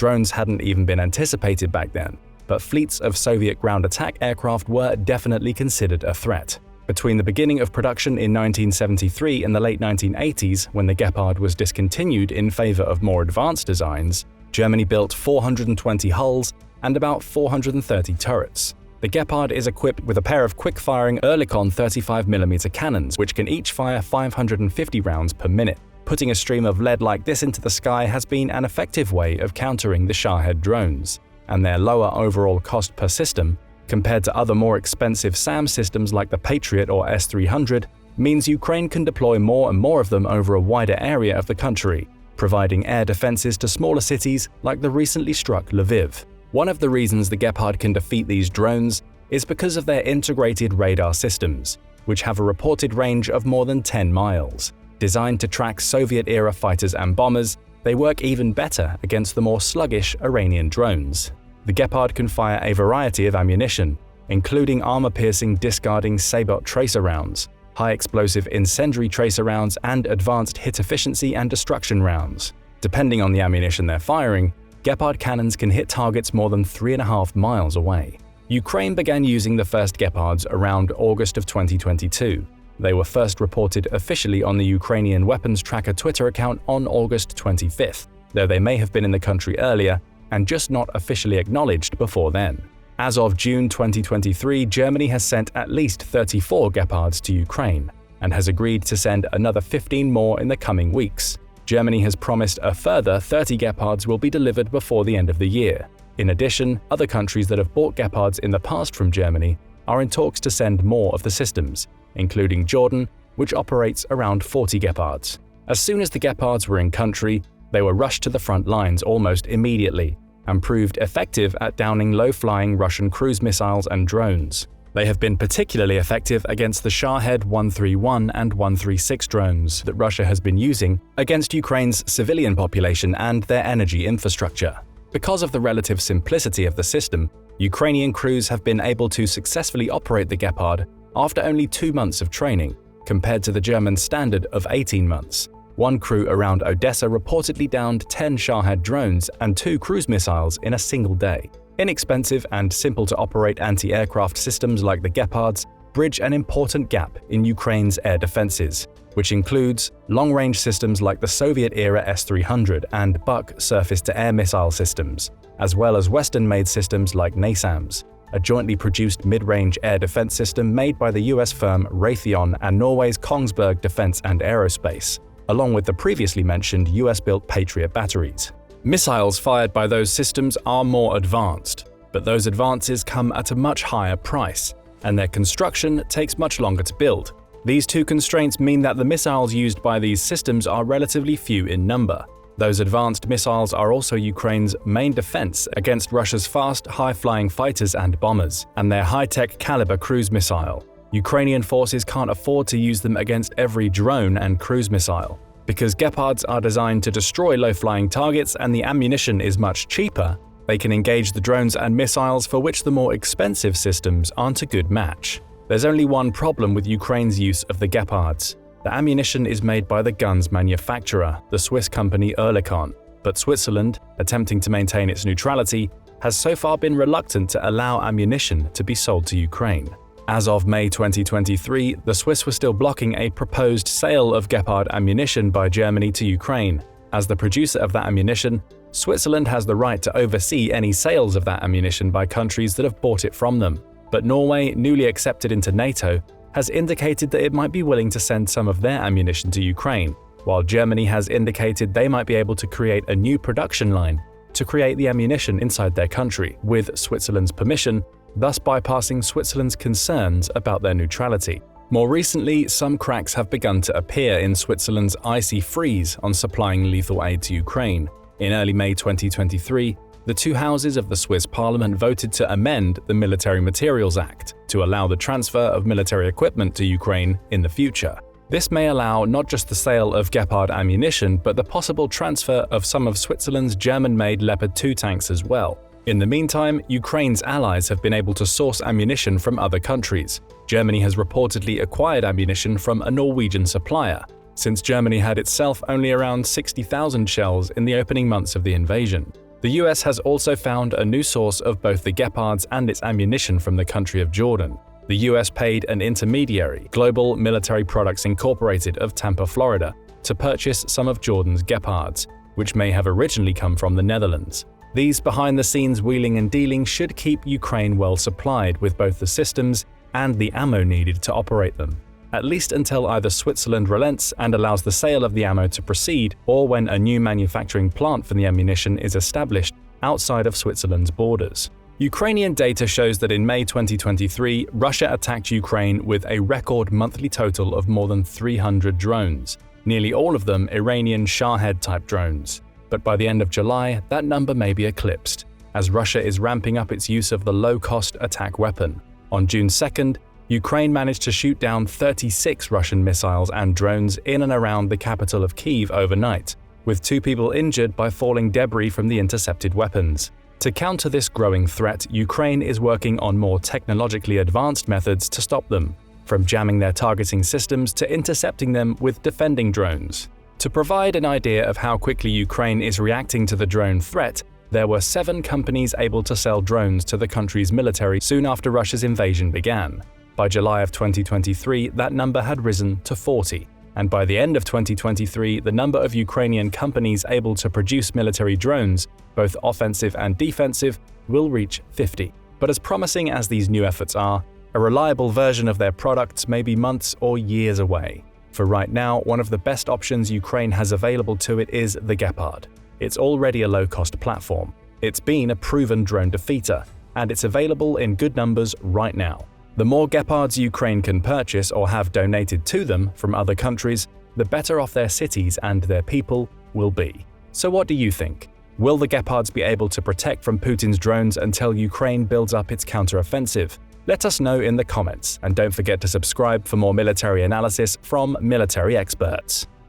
Imagine a non-guided aerial weapon, meticulously designed to unleash its power upon release from an aircraft. The Mk-20, also called the CBU-100 cluster bomb, boasts a robust body crafted from top-notch aluminium, clocking in at just under 500 pounds. But what sets this weapon apart is what happens next.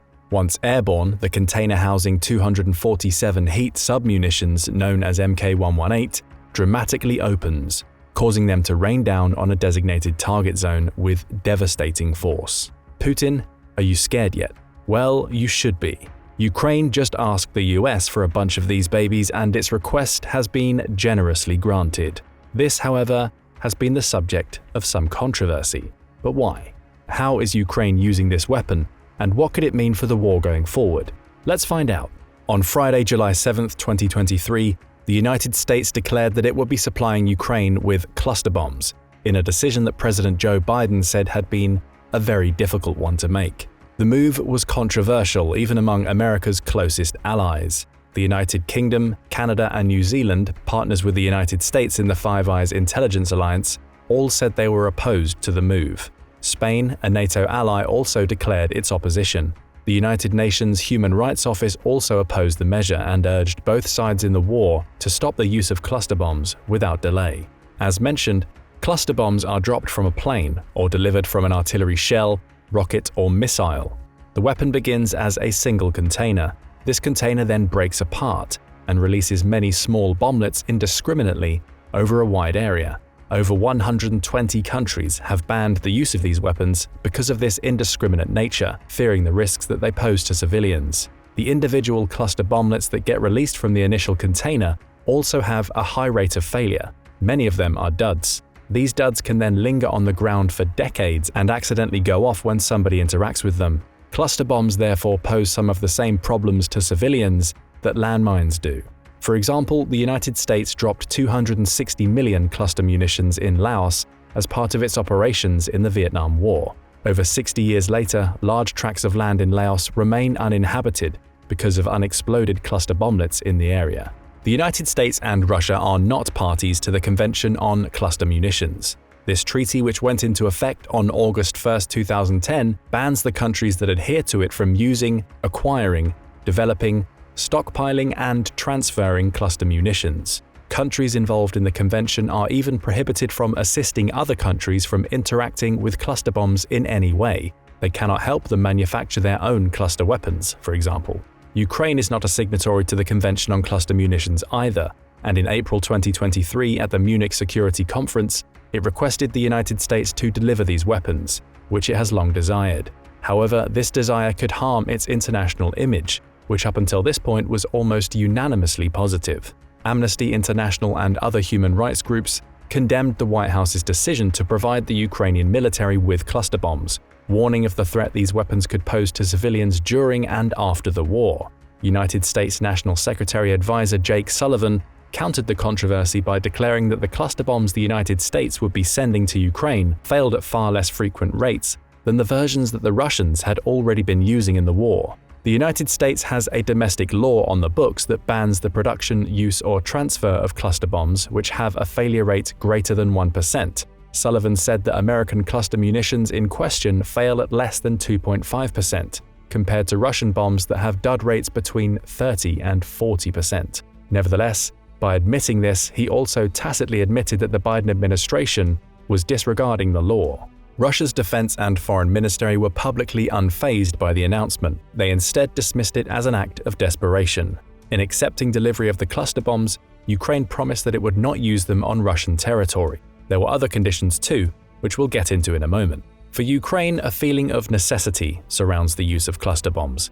At the beginning of July, the Commander-in-Chief of the Armed Forces, Valery Zaluzhny, admitted that the counteroffensive in Donbass and Zaporizhia that began in June was not making the progress that he had desired.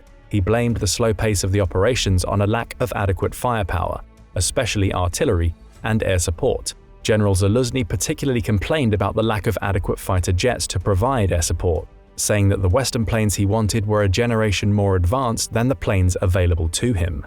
Ukraine has long desired cluster bombs to more effectively target Russian defenses, formations of tanks and armored vehicles, and troop formations. Because cluster bombs focus their attack on a wide area, the Ukrainians would need less of them to destroy Russian assets, in comparison to the more narrowly targeted weapons Ukraine has been using.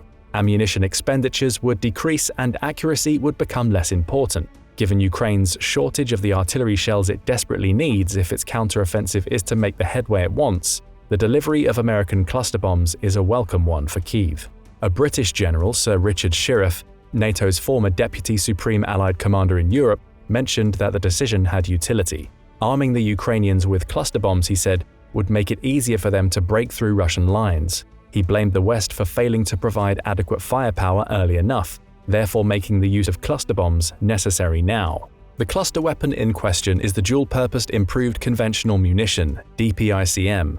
This is an artillery shell that bursts apart and drops 88 separate bomblets over the target area. The cluster shell has a dud rate of around 3%, so its delivery would violate American law. In September 2022, General Zaluzhny wrote an article requesting that the United States provide Ukraine with the DPICM, which is currently being phased out in the US Armed Forces in favor of the CDAEM cluster round, which has a dud rate of 1% or less, in line with American standards first set by the Obama administration. Note that this standard is different from the law, which forbids the transfer of cluster munitions with a failure rate greater than 1%. The Ukrainian top general is now finally getting his wish. Another weapon the Ukrainians badly want is the airdropped Mark 20 Rockeye 2 cluster bomb, also known as the CBU-100, which weighs about 500 pounds in total. It is a gravity bomb that, once released from the air, bursts apart into 247 separate Mark 118 bomblets that rain down over the designated target area. The target area's range can be adjusted based on the altitude that the original container is set to burst apart in. The Mark 118 bomblets are steered by fins at the back and have electrical and mechanical fuses that activate once they are released from the original CBU-100. Once the bomblet's noses hit a hard surface, the ordnance detonates. Reportedly, the Ukrainians do not want to use the Mark 20 Rockeye 2 cluster bomb in its traditional way, because Ukraine already has better cluster-type weapons in its arsenal that can be delivered via HIMARS and other systems. The coming DPICM artillery shells add to this capability. Rather, the Ukrainians seem to want to dismantle the Mark 20 container and place the individual Mark 118 bomblets on drones. These bomblets are designed for maximum penetration against enemy armored assets. The shape of the design allows for puncturing of up to 190 mm of armor. The bomblets are also aerodynamically sound. These factors make them ideal candidates for drone operations against Russian armored formations. Ukraine has proven very effective in the practice of drone warfare. In May, it launched dozens of drone attacks to weaken the Russian lines in preparation for the counteroffensive it launched in Zaporizhia and around Bakhmut in June. Additionally, Ukraine has carried out drone attacks far beyond the Russian lines. Combining the drone capability with the wider area effect of a cluster bomb is something the Ukrainian military is very keen on trying, as it seeks any advantage it can find in the counteroffensive. The Mark 20's manufacturer, a company called Textron Systems, reportedly stopped making this weapon in 2016, following the United States' decision to discontinue sales of the bomb to Saudi Arabia. However, the United States has large stockpiles of the Mark 20 containers and the Mark 118 bomblets, more than enough to provide them in large numbers to the Ukrainian military. So far, the United States has not yet agreed to deliver this weapon to Ukraine. We will need to wait and see if that changes. Although neither the United States nor Ukraine joined the Convention on Cluster Munitions, the decision to use them has still created a lot of controversy among NATO members and other like-minded countries. The United States is by far its most important partner, but Ukraine still needs the support of these other nations which have signed the Convention on Cluster Munitions. These countries provide Ukraine with military and financial aid, and all of this help is needed. Therefore, Ukraine will probably want to be careful in how it uses the cluster munitions when they arrive on the battlefield. So where would the Ukrainian military use these weapons, and where would it be less likely to use them? Ukraine will probably want to use its new cluster artillery shells in areas where its counteroffensive has stalled. This would be in Zaporizhia, in the drive toward the city of Tokmak. Perhaps anticipating this, Russian reports suggest that Ukrainian troops had already struck areas near Tokmak, the probable initial objective for Ukraine on the Zaporizhia front, with cluster munitions on July 11th, although the Institute for the Study of War could not independently verify this. As of July 15th, the front line in Zaporizhia extends from the Dnieper around Kamyansk to Novopil opposite Lyubimivka. All of these sectors could prove enticing targets for cluster bomb attacks, because a breakthrough in Zaporizhia Oblast would put Ukraine in position to cut the Russian land bridge to Crimea. It is a highly strategic area. Ukraine will want to effect that breakthrough any way it can, and the Russian defenses there are heavier than anywhere else on the front. This is part of why Ukraine has made such slow progress in the counteroffensive so far. If there is one area where we can probably bet to see the use of cluster bombs at the front, it would be there in Zaporizhia. Ukrainian forces may also wish to use the cluster bombs in Bakhmut, which has seen the heaviest fighting in the war, and which is another axis of the Ukrainian counteroffensive. Ukraine is currently pushing towards Minkivka in the north and towards Ozaryanivka in the south. The Ukrainian units there hope to encircle Russian-occupied Bakhmut and cut the city off from supply lines further to the east. Finally, the Ukrainian military may seek to use its new cluster bombs to support special operations across the Dnieper River opposite Kherson. In deploying its new weapons, Ukraine could use them to disrupt Russian formations over a wider area than its current artillery shells do. Still, Ukraine would need to be careful that unexploded bomblets do not become de facto landmines that impede the movement of its own forces. On the other hand, the unexploded bomblets dropped on Russian lines could also protect the gains that Ukraine makes in its attacks. The area denial factor of these unexploded bombs then works against the Russians, making it harder for them to counterattack. In this way, it's possible to view the tendency toward a high dud rate as a feature of cluster bombs, rather than a bug. Cluster bombs dropped on strategic pieces of real estate like airports, approaches to river crossings, tactically important high ground, and so on, act as improvised, rapidly deliverable landmines that slow down the operations of enemy forces. Every piece of ground Ukraine retakes could be protected with the unexploded bomblets of the cluster weapons it uses on Russian lines. Areas where Ukraine would more likely not want to deploy cluster bombs would be in sectors with even marginal civilian populations. Indeed, one of the terms of the deal that Ukraine made with the Biden administration was an assurance that the American-made cluster bombs would not be used in areas near where civilians are present. This could mean that the artillery batteries equipped with the cluster rounds are less likely to fire near occupied villages, but in the zones between them. All wars are first and foremost political, and large numbers of civilian casualties that come as a result of Ukrainian deployed cluster bombs would risk undermining the global support that Ukraine has managed to build since Russia's invasion. One of the many reasons why Russia has been condemned for its conduct in the conflict is through its own use of cluster bombs. In early March 2022, human rights groups accused Russia of using cluster bombs in civilian areas. One such attack wound up hitting a school in Kharkiv, the second biggest city in Ukraine. The attack killed 3 civilians, including a child. Although Russia has not ratified the Convention on Cluster Munitions, the attack was still considered a war crime. The move was similar to some of Russia's accused tactics in the Syrian civil war, where cluster bombs were also used, including against civilian targets. In July 2022, Amnesty International came out with a more detailed report, accusing Russia of killing hundreds of civilians in the Kharkiv area through indiscriminate shelling and the use of cluster bombs. The weapons in question were the 9N210 and the 9N235 cluster bombs and scatterable mines that eject from smaller rockets. These mines explode at timed intervals once released. Investigators from Amnesty International looked at 41 strike sites in Kharkiv that resulted in the deaths of 62 civilians and the wounding of 196 more. They said that using these weapons is tantamount to deliberately targeting civilians.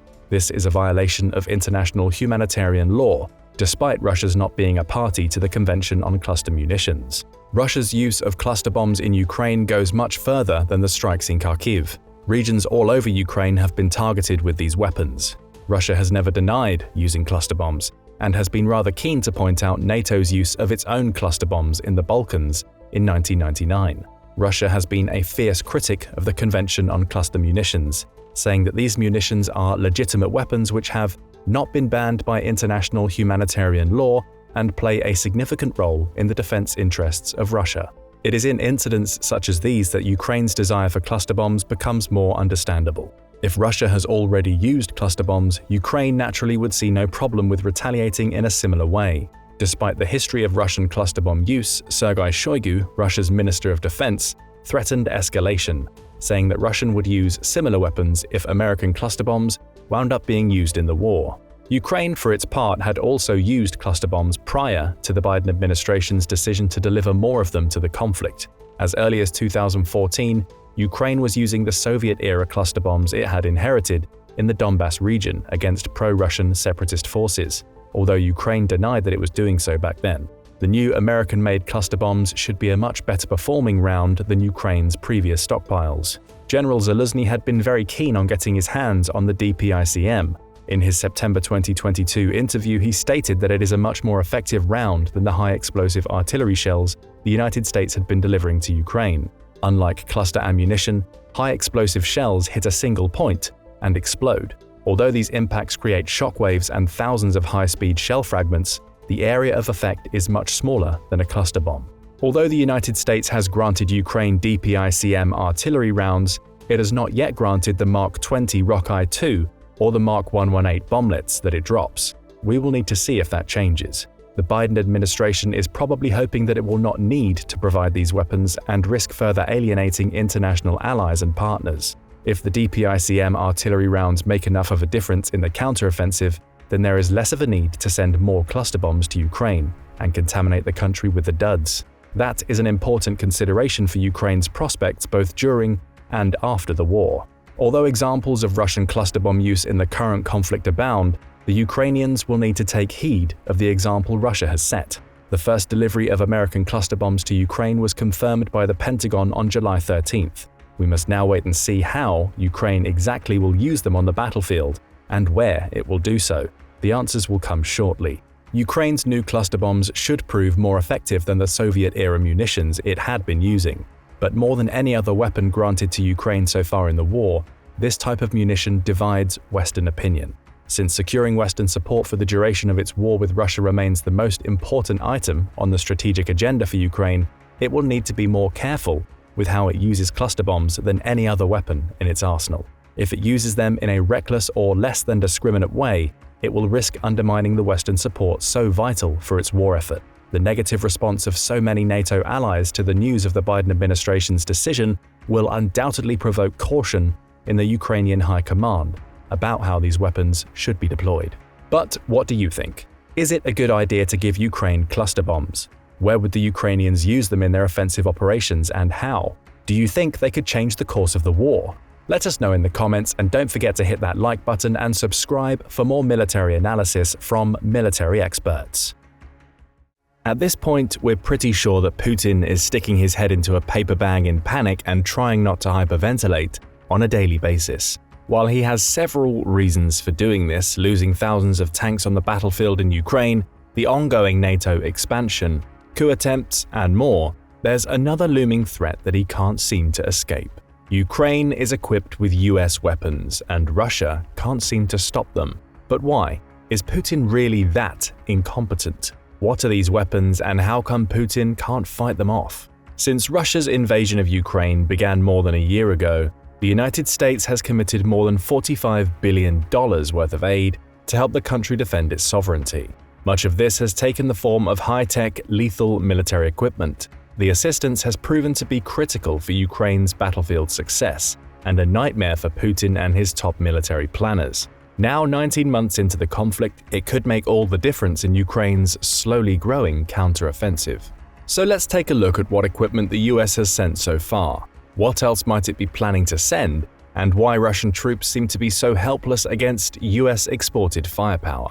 Among the most important weapons the US has sent so far to Ukraine is the FGM-148 Javelin, a potent anti-tank guided missile system, or ATGM. Jointly manufactured by defense giants Raytheon and Lockheed Martin, the Javelin first entered service in 1996 as a replacement for the older M47 Dragon missile.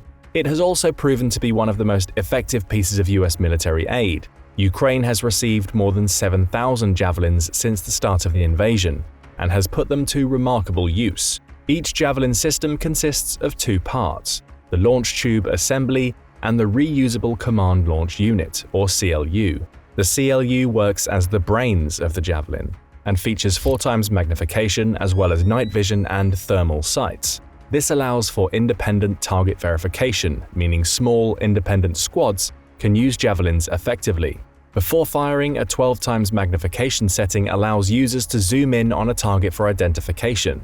To fire, the gunner switches to a Seeker FOV mode with 9 times magnification, which is fed into the missile's guidance unit to lock onto a target. One of the Javelin's biggest strengths is its trajectory.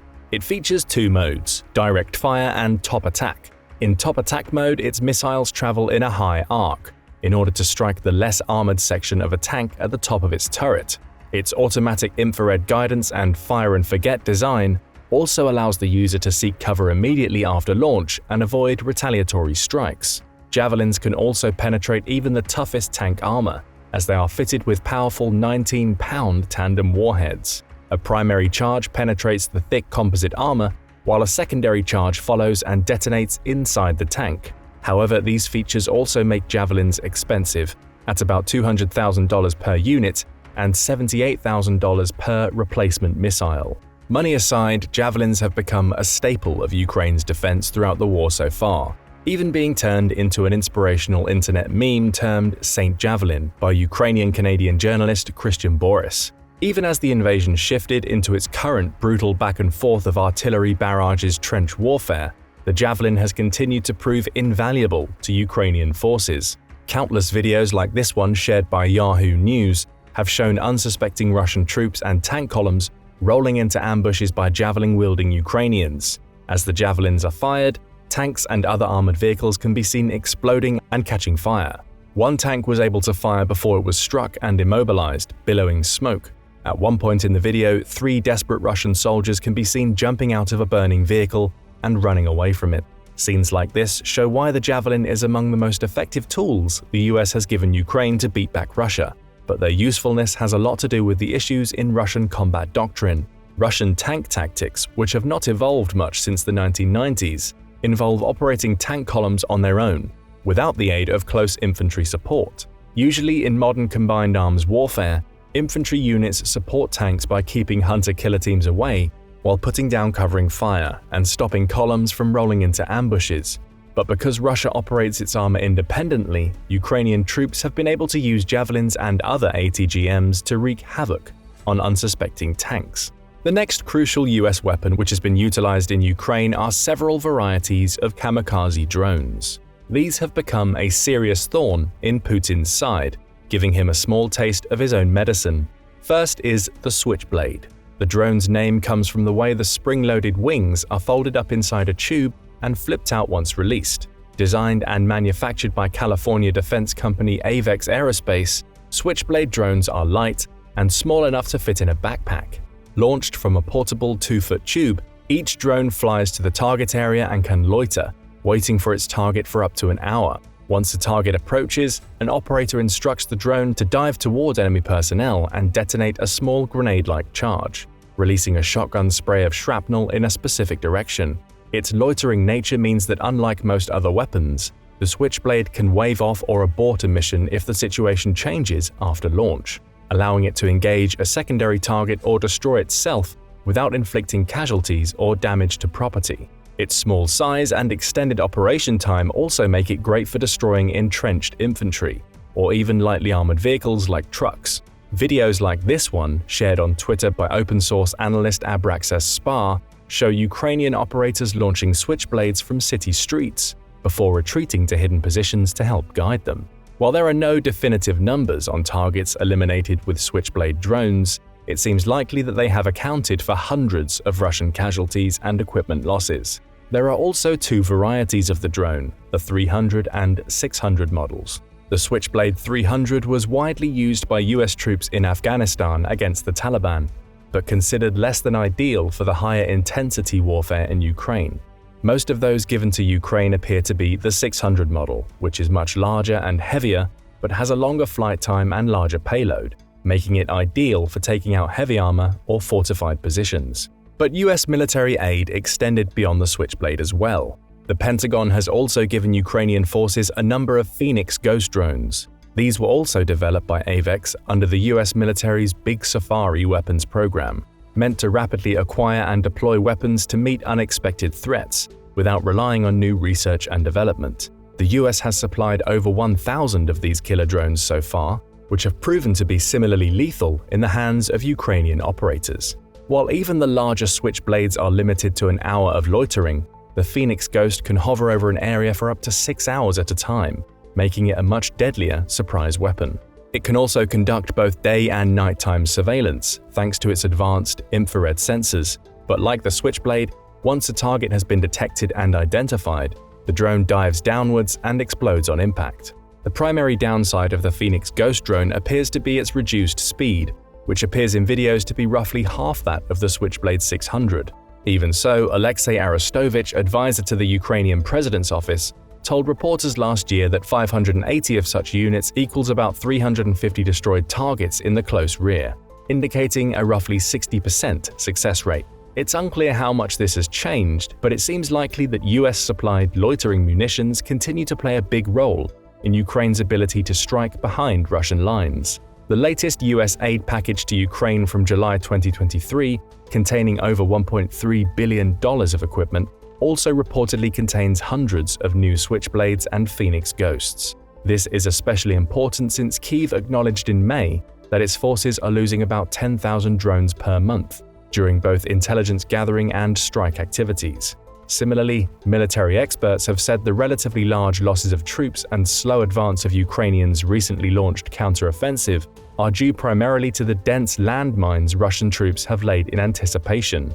That potentially deadly terrain separating defenders from invading forces will therefore make additional drones capable of inflicting precise attacks on distant targets especially useful. But just why is Russia having so much trouble dealing with these US-made drones? The simple answer is that the country hasn't effectively prepared for modern warfare. Despite its pre-invasion claims that its military could take on even the USA, the fact of the matter is that Russian commanders have proven they have no idea how to wage modern, combined arms warfare.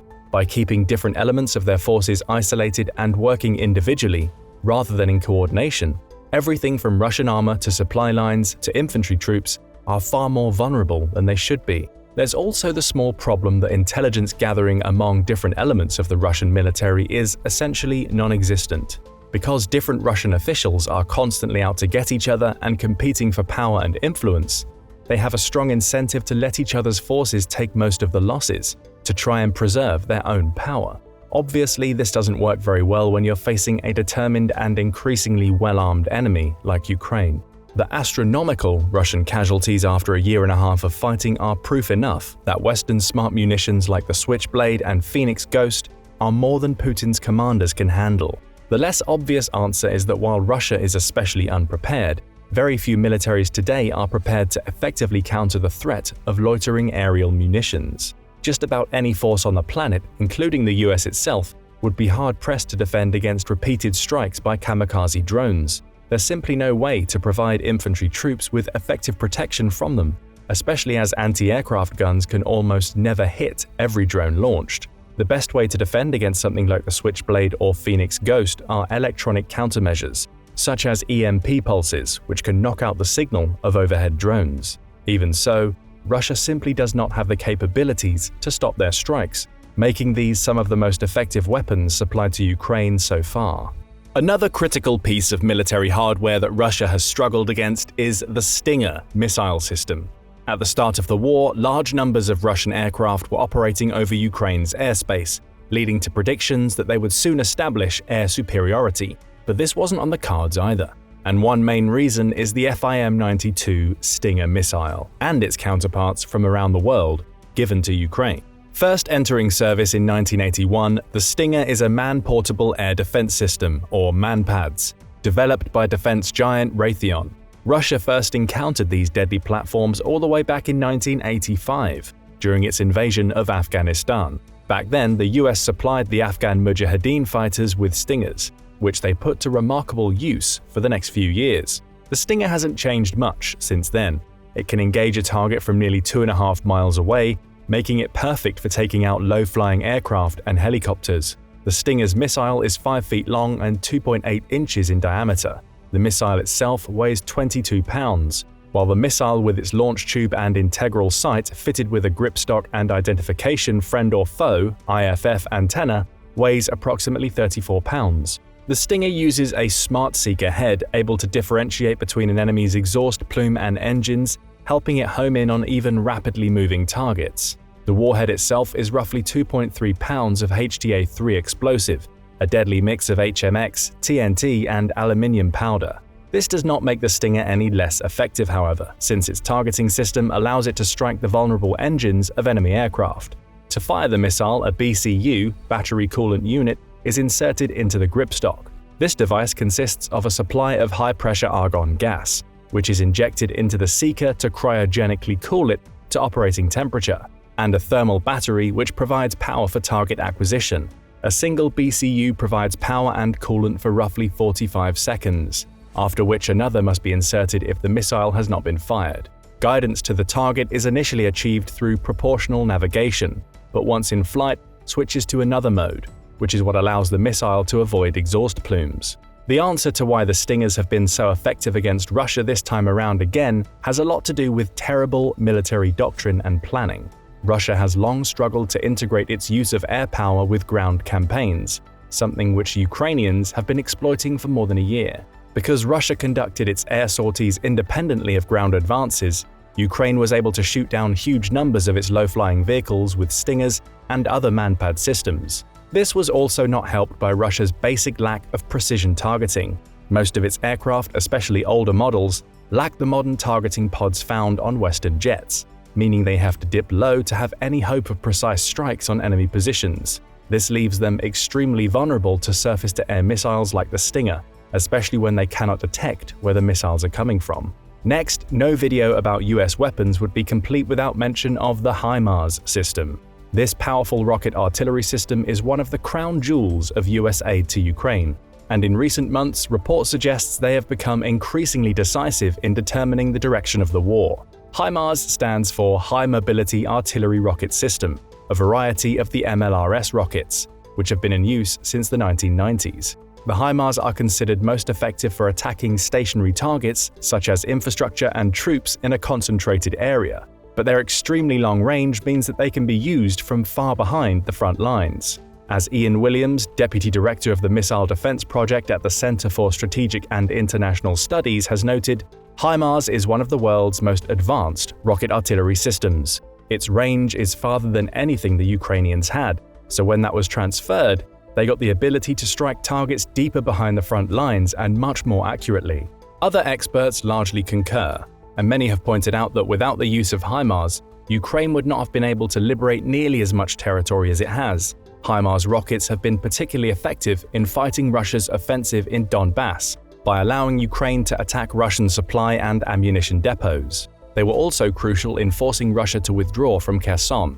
George Barros, an analyst on the Russia and Ukraine portfolio at the Institute for the Study of War, concluded that was only possible because the Ukrainians had this extended strike capability to degrade those bridges. Without the HIMARS, I don't think the Ukrainians would have liberated Kherson.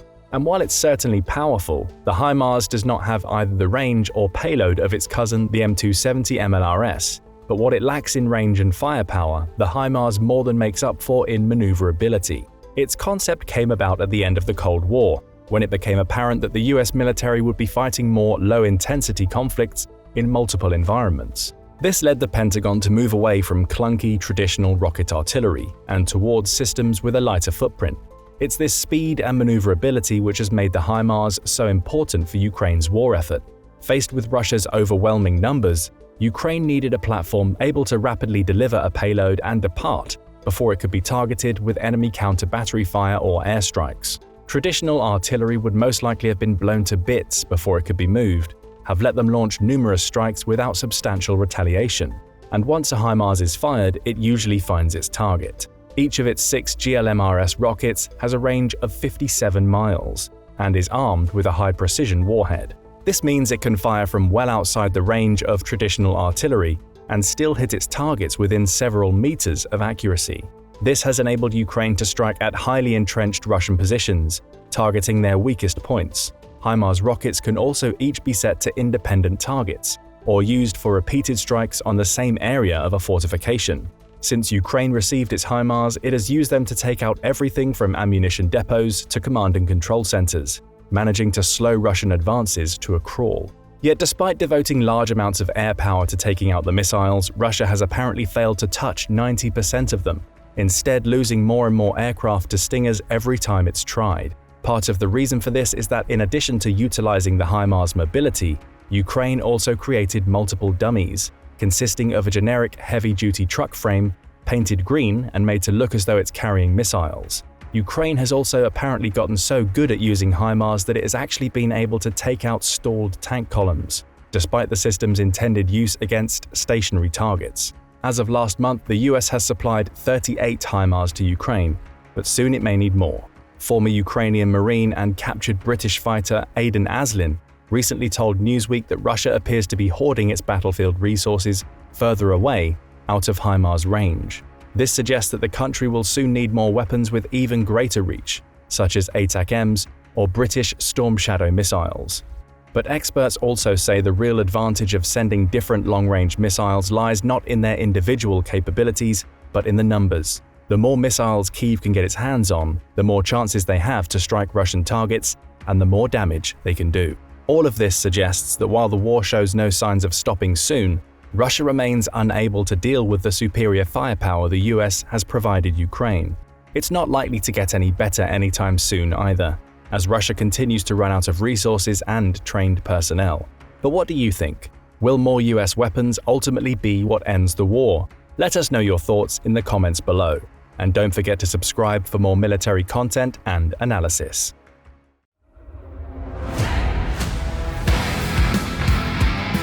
This is Russia's next-generation tank, the T-14 Armata, the latest tank from a country that has long prided itself on its armored assets. The T-14 is supposed to be armed with all the latest modern weapons, gadgets, and protective armor, in an ensemble meant to be a clear break from Soviet-era tank conventions which stretch back to World War II's revered T-34. Russia sells the T-14 as being in a league of its own, with capabilities that exceed all tanks of foreign manufacture. Indeed, the tank and the chatter around it gave Western observers the chills for a while. However, this facade is probably not all it's cracked up to be. Here's why Russia's next-generation T-14 Armata sucks when it actually comes to winning wars. Work on the project began in 2010 under the label Object 195. The first basic model of the new tank was introduced in July 2012. The Kremlin publicly unveiled this model as the T-14 Armata at a Victory Day parade in 2015, and the tank is supposed to enter full service by 2024. The Armata has, however, suffered multiple delays throughout its brief history. Thus far, only a single T-14 has been spotted in Ukraine. The sighting came in the village of Mijinskaya in Luhansk Oblast on October the 8th. The unit may have been placed there to serve as a command tank for other Russian armored assets. The Russians may also be deploying the T-14 tank as a psychological operation to increase morale on their own side after having experienced embarrassing defeats, and to send a message to the Ukrainians that they have yet to best their top-line gear. But how top-line is the Armata really? Would it really make a difference in Ukraine and change Russia's ebbing fortunes if it were deployed in greater numbers? On the surface, the T-14 possesses formidable attributes. It has frontal base armor protection of over 900mm in combination with Malachit explosive reactive armor and the Afghani active protection system. If its armor system works as advertised, the T-14 should be able to take hits from any known tank munition, and with Ukraine's lack of advanced tanks, this could prove a problem should the Armata get deployed in large numbers. The T-14's armor is also supposedly resistant against handheld anti-tank weapons like the famous Javelin, which the Ukrainians have used to great effect against Russian armor in the war. The T-14 also boasts a separate self-contained crew capsule that is isolated from its magazine and specifically designed to protect the three-man operating team from anti-tank fire, maximizing its defensiveness and aiding its ability to act as a command unit. Other shielding mechanisms include active defense systems at the front of the vehicle to shoot down common anti-tank weaponry, such as RPGs. The tank also reportedly has stealth features, with its armor having a lower radar cross-section than other tanks in use. But that's not all. The Armata is a quick and maneuverable tank, with a top speed of 75 to 80 km per hour in both forward and reverse modes. In contrast, most of Russia's widely used tanks can only achieve a top speed of 4 km per hour while in reverse, making them easy to target with anti-tank fire.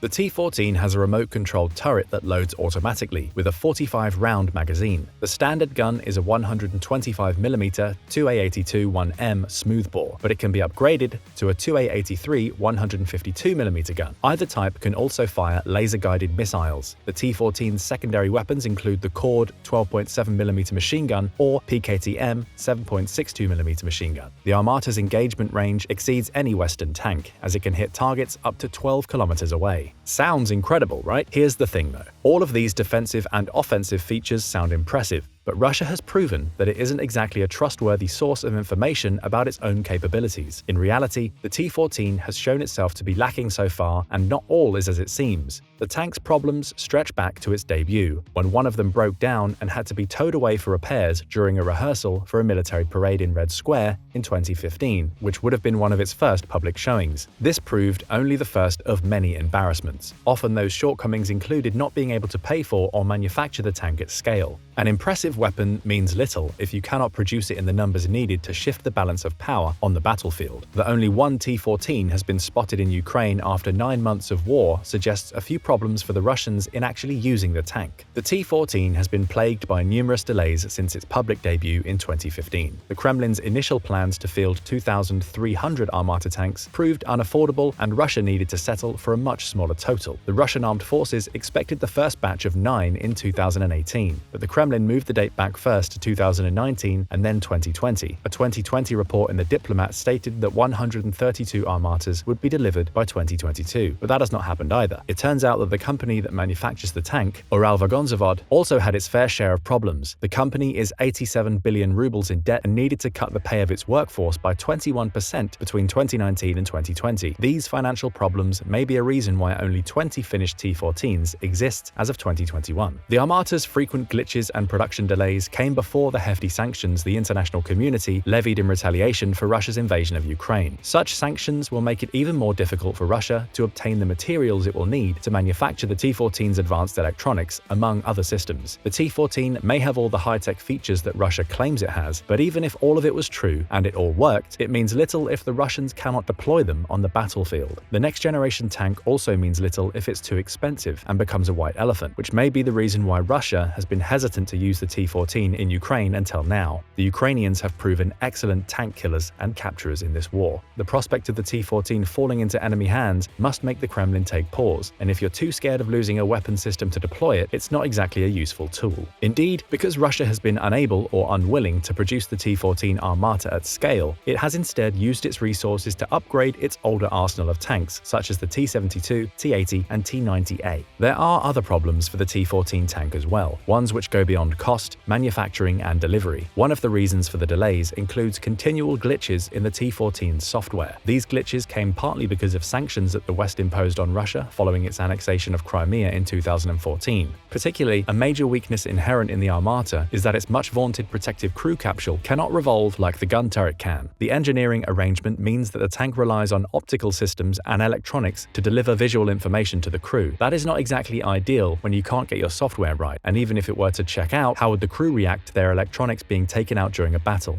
Speaking of systems failure, some American Abrams crews who are familiar with the T-14 were not impressed with what they saw. They questioned the emphasis of its supposedly modern auto-loading cannon. When speaking in a 2018 report for Business Insider, they asked what would happen if something goes wrong in the middle of a battle and the automated loader stopped working. How much work would it take to get the breach open and get down in there? Since the self-isolated crew capsule is separate from the turret, the answer is it could take a lot of work. As the United States has seen with the F-35s and other expensive modern systems, sometimes having the most cutting-edge technology means you sign up for a lot more things potentially going wrong, and if anything is true on a battlefield, many things will go wrong. No plan survives the first contact with the enemy. Even if the T-14's auto-loading system works perfectly, it faces another disadvantage. It is slow. Auto-loading may sound modern, but an American Abrams crew with a human loader can actually get shots off faster. They can usually fire their weapons in 5-second intervals at the maximum, and more often than not under 4. According to Sergeant Emmett Fulgham, a tank gunner with 3rd Battalion, 8th Cavalry Regiment, who talked about the subject to the military publication Coffee or Die. In contrast, the T-14's auto-loader takes 10 seconds or more to load and fire, meaning that its prospective Western opponents can get 2 or 3 shots off for every one that the Armata gets. The Armata may have a longer range, but with such limited numbers and large load times, it may simply not be able to put enough fire down range to tilt the scale of a battle, especially when there will not be many Armatas to begin with. The Armata has supposedly seen limited action in the field, and results have not been encouraging. According to the reports in Chinese media, the T-14 underperformed in its subdued use in Syria. Chinese media blasted the Russians for promoting false combat conditions under which the tank took part, claiming there was no evidence for anything that they were saying. With such praise from his friends, Vladimir Putin must be wondering what his enemies think. For their part, rebel factions in Syria commented that they had not encountered the Russians' newest tank. Other information out of Syria suggests that the Armata's vaunted system of protection didn't work so well. Reporting from 2020 indicated that soldiers wielding anti-tank weapons hit 3 T-14s, with one of them being completely destroyed. If such reports are true, it is feasible that the Armata's defenses do not live up to the Kremlin's hype, and that advanced anti-tank systems like the American Javelin, British NLAW, and Swedish AT-4 could destroy it, even if the crew in their isolated capsule compartment manages to survive the impact of the tank's turret and magazine.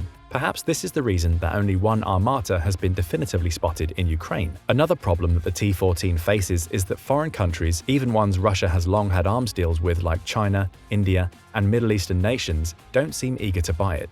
Russia has tried to sell the T-14 abroad, but it has found no buyers. The lack of foreign interest leaves Russia even more cash-strapped in developing it, since weapon R&D is expensive and foreign investments help to make the final product pay for itself. For example, robust foreign purchases of the F-35 Lightning II helped the United States share the burden in developing that infamously expensive platform. However, with the seeming lack of interest for Russia to buy one of its own assets and its design problems, other countries don't seem too keen on purchasing the Armata. China even claims that its next-generation VT-4 tank is superior to the Armata. The T-14 Armata's problems are large enough to make the Kremlin reconsider its investment in it. Another tank design, which reportedly lost out to the Armata in the 2000s, called the Burlak, is now the subject of discussion in the Russian military. This tank is less revolutionary. Instead, it evolves on Russia's older tank technology to produce a vehicle nearly as good as the Armata. Whether the Burlak reemerges and spells the doom of the T-14 project remains to be seen, but one thing is certain: the T-14 shows us that appearances can be deceiving, and that most modern does not always mean most useful. But what do you think? Does the T-14 Armata have the potential to become the world's greatest tank? Let us know in the comments, and don't forget to subscribe for more military analysis from military experts. Why is Putin afraid to deploy the Su-57 to Ukraine? Maybe because, much like its land-based counterpart, the T-14 Armata, it's one of the most oversold and disappointing assets within the Russian military. Then there's the fact that Ukraine has been successfully shooting down so many Russian jets that Putin is terrified of his shiny new toy being captured and having its true RCS revealed by the West, as well as the release of any other advanced capabilities, or lack thereof. Let's dive in. When it comes to recent Russian military equipment, there are two things to remember. First, don't believe the hype. And second, make sure your accountant checks the numbers. One of the most overhyped and underwhelming members of the new Russian military is the Su-57 fighter, codenamed Felon by NATO. That codename may be its coolest feature. It promises a lot but delivers much less. What's even more surprising is the way that Russia has been shielding this aircraft from potential risk in the skies near Ukraine. We say near since there's no evidence yet that Russia has risked flying the aircraft anywhere but within Russian airspace, except for a very few brief appearances over much less dangerous Syrian airspace. During those brief deployments in 2018, the Su-57 was still considered a prototype and was described by aviation expert and author Tom Cooper as burdened with inadequate and incomplete sensors, incomplete fire control systems, and self-protection suites, no operational integrated avionics, and unreliable engines. Despite its clean lines, impressive maneuverability, and eye-catching paint schemes, this aircraft falls short in many vital areas, including less than stellar stealth capabilities, its use of outdated engines, a reliance on less than state-of-the-art computer systems, and extremely limited production numbers. Much like the more capable US-made F-22 Raptor and F-35 Lightning stealth fighters, the Su-57 ran into extensive development delays and cost overruns. But unlike the F-22 and F-35, the final aircraft has not lived up to pre-production hype. Actually, we can go as far as to say the Su-57 isn't even comparable to the F-22 and F-35. Here's why. The design and layout of the Sukhoi Su-57 Felon is an evolution of the previous Soviet Union's Su-27 shape, adapted for the requirements of low visibility and supersonic speed and agility. In many Western circles, the Su-57 has been described as a stealth flanker, the flanker being the NATO designation for the Su-27. Both planes are twin-engine, twin-tailed planes with an emphasis on being multi-role aircraft, meaning they can handle both air superiority roles as well as being able to strike ground targets with onboard munitions. The Su-57 began development in the early 2000s and has been delayed several times. Its original prototype was expected to make its maiden flight back in the year 2007, but numerous problems with its design have caused equally numerous delays. While its engines are essentially the same as those of the aircraft it's designed to replace, the Su-35S, their implementation has not gone well. At first, the Russians refused to acknowledge that their new jet had a development problem. Finally, in late 2009, the Russians admitted that problems with the engine were causing the delays. The original concept for the Su-57 was for the plane to use the newly designed and more powerful Izdalai-30 engines. However, nearly all the prototypes and production models released so far are equipped with the same engine used on the existing Su-35S, the AL-41 engine. The reason the Izdalai-30 engines haven't been used yet is due to reliability and quality control issues, which have yet to be ironed out. Beyond those problems, both the AL-41 and the Izdalai-30 are nothing more than a slightly updated and heavier version of the AL-31 engine, which was designed back in the 1970s. That the Su-57, designed to be the best frontline fighter for the latter half of the 2020s, flying with what are effectively 50-year-old engine designs, is just one of the plane's troubles. The other problem that carries over from the earlier AL-31 engine is its propensity for catching fire.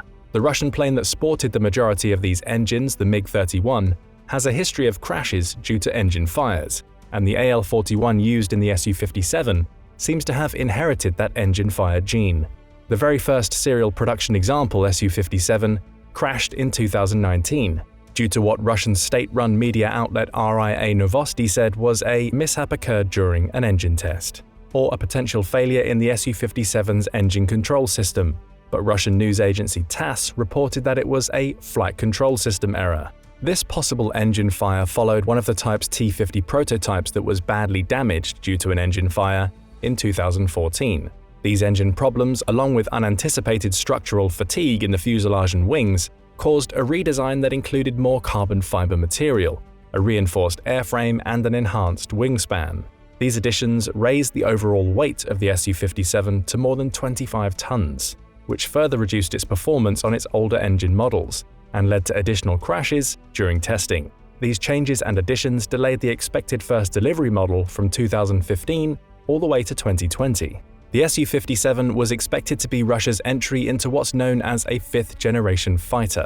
These types of planes, including the earlier US-made F-117, more of a stealth testbed than an actual fifth-gen fighter, and the much more advanced F-22 Raptor, introduced several new concepts into the aviation industry. These new benchmarks included advanced stealth, or in the case of the Su-57, stealthier, airframes with reduced radar cross-section (RCS), active electronically scanned array (AESA) radar, a type of phased array antenna, and supercruise capabilities, which means a fighter can fly above Mach 1 without using afterburners. In comparison, the US-made F-22 is able to cruise at speeds of Mach 1.5 or greater without the use of afterburners for extended periods in combat configuration. The Su-57 does hit most of the 5th-gen benchmarks reasonably well. However, it's in the realm of stealth capability that the Su-57 has been heavily criticized. It certainly falls far short of its US counterparts when compared against the F-22 and F-35. Russian aviation expert Pyotr Batowski points out in his book Russia's Warplanes Volume 1 that the primary means of reducing radar visibility is to carry normally wing or belly-mounted munitions in the interior of the plane. External weapons and extra fuel tanks, along with the racks with which they are attached to the plane, dramatically increase the radar cross-section of a plane. Mounting those internally removes those obstructions, but the improvement comes at a cost. For one, it means the plane can carry fewer of these add-ons, while it also means the airframe must be bigger and wider, which leads to an increased weight, which requires a more powerful engine, or in the Su-57's case, dual engines. That double-engine design also means the plane is more susceptible to infrared heat-seeking missiles. It also means the external exhaust nozzles increase the radar cross-section on their own. That problem can be countered by embedding the exhaust within the body of the airframe, which both the F-22 and F-35 do remarkably well, but the Su-57 doesn't even try to hide its dual exhausts, making it more observable to enemy detection. There's also the need to deal with the straight lines for the engine intakes, as well as the turbine blades just inside those air ducts. Again, the F-22 and F-35 have been designed not just with embedded fan blades, making them almost undetectable by enemy radar, but the intakes are also covered in radar-absorbent material. The Su-57 employs radar blockers to reduce reflections from the engine inlet guide vanes and are installed in the engine air intake ducts, but they don't do enough to remove that radar return. The shape of the airframe has been designed to reduce the number of directions in which electromagnetic waves are reflected, including blending the wings into the airframe's body, which helps increase the plane's stealthiness. But there are other problems with the plane that add to its lack of stealthiness. One glaring problem is that the entire plane isn't coated in radar-absorbent materials, which the F-22 and F-35 have. The Su-57 does have a paint job that many warplane simulation enthusiasts think is really awesome and super cool looking, but it does nothing to hide the plane from enemy radar. What's even worse is that the Su-57 has exposed rivets all across the plane, especially on its wings. Those dramatically increase the plane's radar signature, making the plane stand out in real combat. The Russian-leaning website militarywatchmagazine.com, always quick to criticize Western military technology while simultaneously lauding Russian ones, claims the Su-57 is built with a unique blend of low reflectivity fiberglass, which was offered as a beneficial alternative to the more radar-absorbent stealth coatings used on US and Chinese stealth aircraft, due to its much lower maintenance needs. But the number of problems with this type of an airframe, as seen in the efforts to strengthen and improve the plane after it was supposed to be ready for combat trials, shows that this method of construction presents its own inherent weaknesses. The plane's manufacturer Sukhoi claims the Su-57 has an optimal radar cross-section between 0.1 to 1 square meters. For comparison, the F-117 had a radar cross-section of around 0.003, about 1/3 as much as an ordinary bird, while the F-35 has an RCS of 0.005 and the F-22 has an RCS of 0.001. which is somewhere around 1,000 to 10,000 times smaller than the Su-57's RCS. In comparison, a B-52 bomber has a radar cross-section rating of 100, an Su-27 has a rating of 15, an F-16, flying clean, meaning without external weapons and fuel tanks, has a 5, a MiG-21 has a 3, an F-16C has a 1.2, an FA-18 has a 1.0, and the SR-71 Blackbird has a 0.01, which is about the same as an average bird. The F-35's radar cross-section has been compared to a hummingbird, while the F-22's cross-section has been compared to that of a bumblebee. To understand the real-world difference, Russia's standard surface-to-air system, the S-400, uses a 91N6E search radar, which has a detection range of about 240 miles against a target of 4 square meters. If it's operating under optimal conditions, it should be able to detect an F-15 at 325 miles, an FA-18E Super Hornet around 1 square meter RCS at 170 miles, the Su-57, assuming 0.1 square meter RCS, at 96 miles, and an F-22 or an F-35 with an RCS of 0.005 or less at only around 17 miles. In short, a radar would have between 6 to 10 times greater detection range against the Su-57 compared to an F-22 or an F-35. Russia's problem is that many Western analysts don't believe that the 0.1 RCS that the plane's manufacturer Sukhoi claims to have is accurate. If it's found to be closer to 1 or even higher, then its capabilities as a stealth fighter dramatically decrease, which means bad things for Russia's ability to sell the plane overseas to its usual markets like India and China. All of this leads to the question, if the Russians are so positive the Su-57 is the equal of the F-22 and is the best aircraft Russia has ever built, why are they so reluctant to use it in the current invasion of Ukraine? It's been a glaring issue for the Russian military that they haven't yet established air control over the Ukrainian battlefield, something that their much larger air force was intent on demonstrating from the earliest days of the fighting. The answer is a simple one, though with complicated ramifications. Russia doesn't want to fly one of its very limited number of state-of-the-art aircraft for fear of having it shot down. The risk of having the Su-57 captured and thereby having its true RCS revealed by the West, as well as the release of any other advanced capabilities or lack thereof, is one reason why Russia has been so reluctant to deploy the plane over Ukrainian territory. For a country that has a much smaller and more outdated air force, Ukraine has done a remarkable job of shooting down Russian aircraft and helicopters. As of March 2023, Ukraine had shot down 70 Russian fighter aircraft, at the loss of only 60 of their own. And that's not including one disastrous day for Russia, when on May 15, 2023, they lost 2 fighter jets, an Su-34 and an Su-35, plus 2 Mi-8 helicopters, all within 12 hours, and all within the Russian territory of Bryansk. The fact that Russia lost multiple downed aircraft within Russian territory all at the same time was a stunning blow to their air force. Some Western analysts believe Ukrainian air defense systems might have been pushed closer to the border with Russia to engage aircraft that direct their attacks from within Russian borders. The Russian Air Force has recently begun using more glide munitions, which are bombs with pop-out fins that can strike targets at a greater distance. Ukrainian Air Force spokesman Yuri Inat explained after the May 15th incidents that Russian airplanes regularly attack Ukraine from Russian territory. He said their strike air group attacked Ukraine from the north, from Bryansk Oblast. They do this almost every day. They carry out strikes with guided bombs. Another black day for Russian military aviation was June 24, 2023, the day of the abortive rebellion by Yevgeny Prigozhin's Wagner mercenary group. In less than 24 hours, Prigozhin's men managed to shoot down 7 combat helicopters, as well as one of Russia's most valuable air assets, an Il-22M airborne command post. It is believed that all of the pilots and personnel on board the 8 aircraft were lost. The fact that all of these planes were within Russian airspace shows just how dangerous the invasion against Ukraine has been for the Russian Air Force. The open-source combat tracker Oryx says that the Russian aircraft losses are even higher, confirming that they've lost at a minimum 77 fixed-wing aircraft as of July 14, 2023, with another 90 helicopters lost. Oryx's numbers are based only on confirmed losses, so the total number of Russian airplanes lost is almost certainly even higher.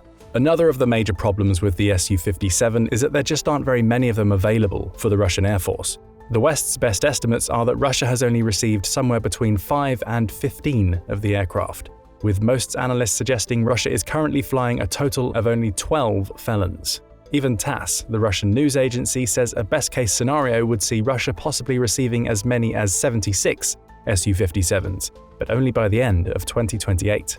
And that's assuming a big ramp-up of production that Russia's economy doesn't appear likely to meet. These numbers pale in comparison to the number of F-22 Raptors that the US currently has flying, which includes 142 combat aircraft and another 44 used for training and testing new equipment and upgrades. Even more impressive is the number of F-35 Lightnings currently flying. The US alone is operating more than 450 F-35s in its 3 configurations: the original A version, the vertical short takeoff and landing (VSTOL B version), and the carrier C version. But the F-35's true advantage is the ability to sell these aircraft to America's allies. When you include those countries, there are currently more than 850 F-35s in service around the world, and the US is producing another 156 more of these planes every year. One of the problems that Russia has had in producing the Su-57 has been a lack of overseas partners. One of its original allies in this program was going to be India, who had agreed with Russia back in 2016 to create an improved Su-57 that would have been called the 5th Generation Fighter Aircraft Program, or FGFA. But years of delays and concerns that the FGFA would not meet project goals led India to put the program on indefinite hold in 2018.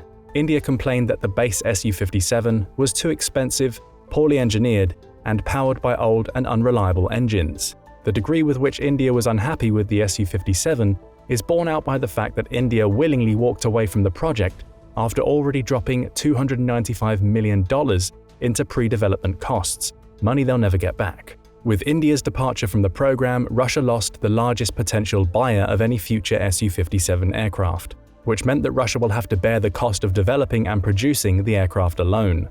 Another potential buyer, Algeria, has a contract to acquire Su-57s in 2025, but that deal may also fall through because Russian firms will not risk having them flight tested on site in Algeria, and Algeria doesn't trust Russia, to be honest, about any tests done in Russian airspace. Instead of working with Russia for its next aircraft, India has announced an agreement to buy the 4th-gen Rafale fighter from France and has placed an order for 26 of the aircraft, as well as 3 Scorpene-class submarines. These purchases show how far India has gone to diversify its armaments purchases, while also distancing itself from Russian arms manufacturers. China has already said no to the Su-57, as it's developing its own 5th-gen stealth fighter, the J-20 Super Dragon, which itself will eventually be replaced by an even better model, their as-yet unnamed 6th-gen advanced stealth fighter, which is still under development and not expected to see full production until sometime after 2026. Then there's Russia's failed export sale of existing Su-35 planes to Iran. They had a deal in place for Iran to purchase up to 50 already built Su-35s, an agreement concluded in 2014 during the second term of President Hassan Rouhani. According to a former Iranian diplomat, at the time of purchase, Russia had promised to deliver the Su-35s in 2023, but neither Iran nor Russia is expecting the planes to be delivered this year. Whether the unexpected loss of so many aircraft in the Ukraine invasion is to be blamed for this delay, or as some have speculated, Israel was able to dissuade Russia from sending Iran the planes, is still a matter of speculation. Either way, not sending aircraft that have already been paid for sends a strongly negative signal to any other potential buyers of Russian armaments. Which leads us to our next question, posed by many Western commentators. Is the Su-57 actually the worst stealth fighter in any modern air force? When taking into account its comparatively poor RCS, its unreliable engines, its pitifully small production numbers, and its reliance on fiberglass framing instead of stealth coating, it seems that it's not really even comparable to the current best stealth aircraft, the F-22 and the F-35, and might even be considered less satisfactory than the Chinese J-20, which seems to many analysts to be a pirated copy of the F-22 Raptor, built with stolen technology.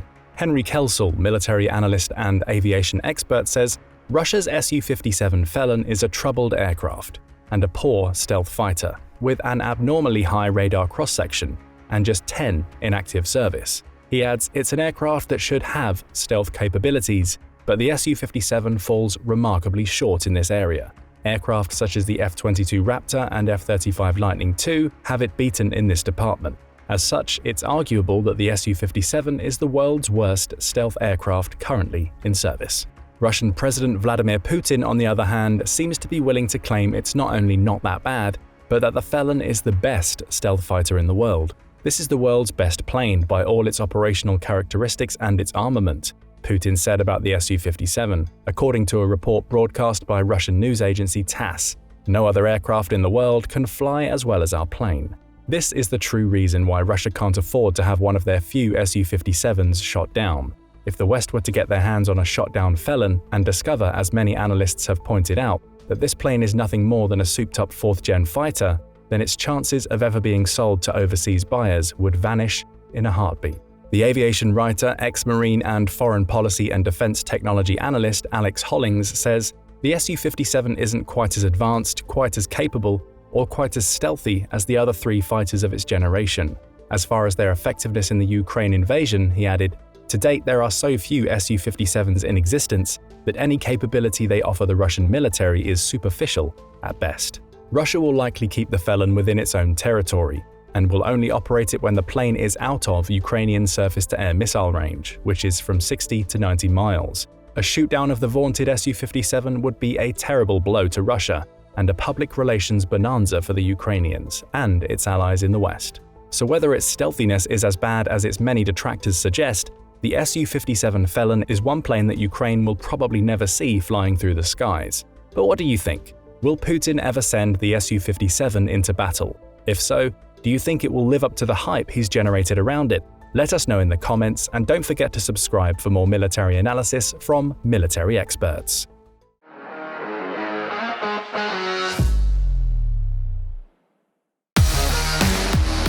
The US recently announced the next generation of Abrams tank. How would it fare in an out-and-out tank duel with Russia's best? A remote 30mm chain gun, 360-degree panoramic daytime, thermal and laser targeting, smaller crew, modular upgradability, next-generation digital sensors, AI and drone pairing capabilities, parallel diesel and electric power modes, a lethal main gun. Welcome to the AbramsX. After decades of incremental improvements, the 40-year-old battle-proven M1A2 Abrams main battle tank (MBT) is finally set to receive a comprehensive next-generation overhaul. Last October, General Dynamics Land Systems previewed its concept for the AbramsX. In a demonstration featuring a full-scale mock-up laced with futuristic upgrades and design improvements, the new AbramsX offered a glimpse into the future of tank technology. In today's video, we'll see what the newly designed AbramsX improves upon and how it might fare in an out-and-out tank duel against Russia's best offering, the T-14 Armata.